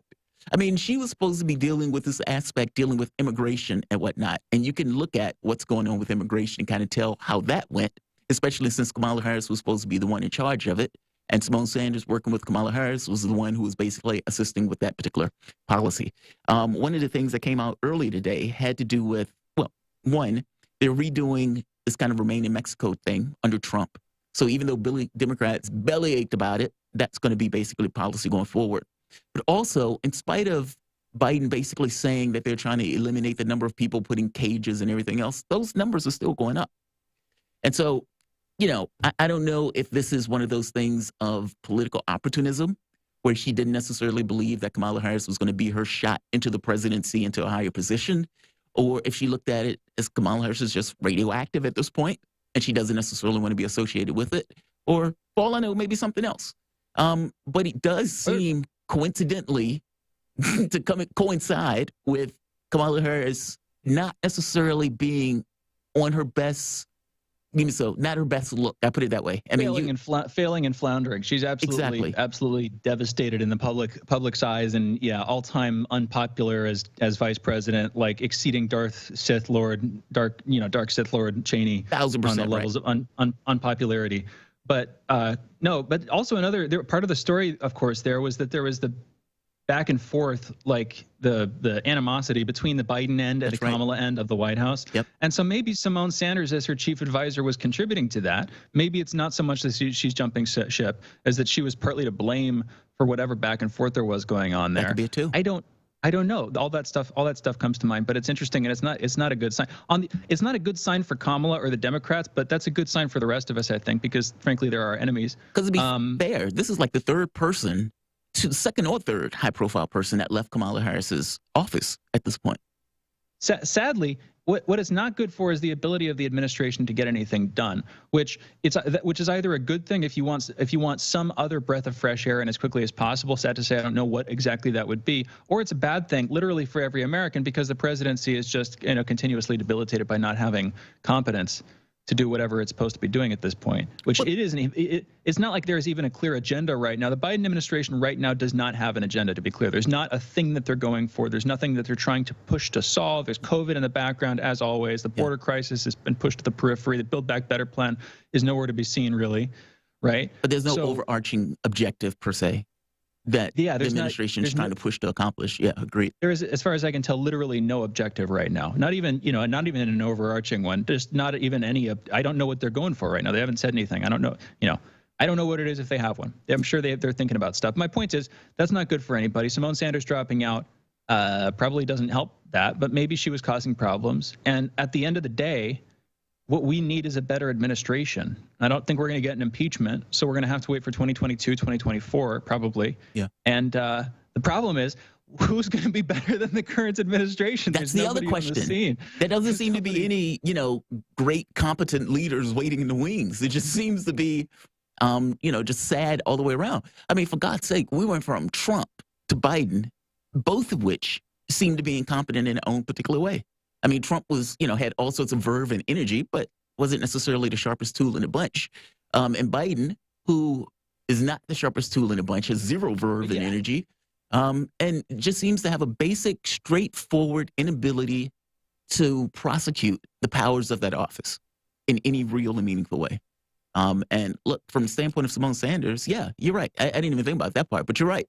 With all of the consternation going back and forth between Biden and apparently Kamala Harris's office, there's no way to know what role Simone Sanders played in that. And maybe her leaving is part and parcel to kind of this trying to find a way to mend those two fences. Also, I'm not a progressive, but I can't help but empathize with progressives for getting pissed at people who like turncoat and immediately, again, working key person in the Sanders campaign in 2016, then turns and suddenly starts working with Hillary. Yes. Of course, this is in late June after the Sanders campaign falls apart. But guess why the Sanders campaign fell apart? Because of the backstabbing inside the DNC by the Hillary campaign. So Simone Sanders flips to them. Now she's working with Kamala, not exactly a Sandersite progressive. I don't know. By no stretch of the imagination at all. Yes. So not particularly a progressive's friend at this point is my point. Anyway, we got to close the show out today, folks. Thank you, everybody, for listening to us. Thank you, Engineer Saul, filling in for Andre. Thank you to our producers. Thank you, Jamarl. Thank you to our audience and our guests. We'll be back tomorrow morning at 7 a.m. Eastern with our last day of the show this week. Have a great day, folks. See you on the other side.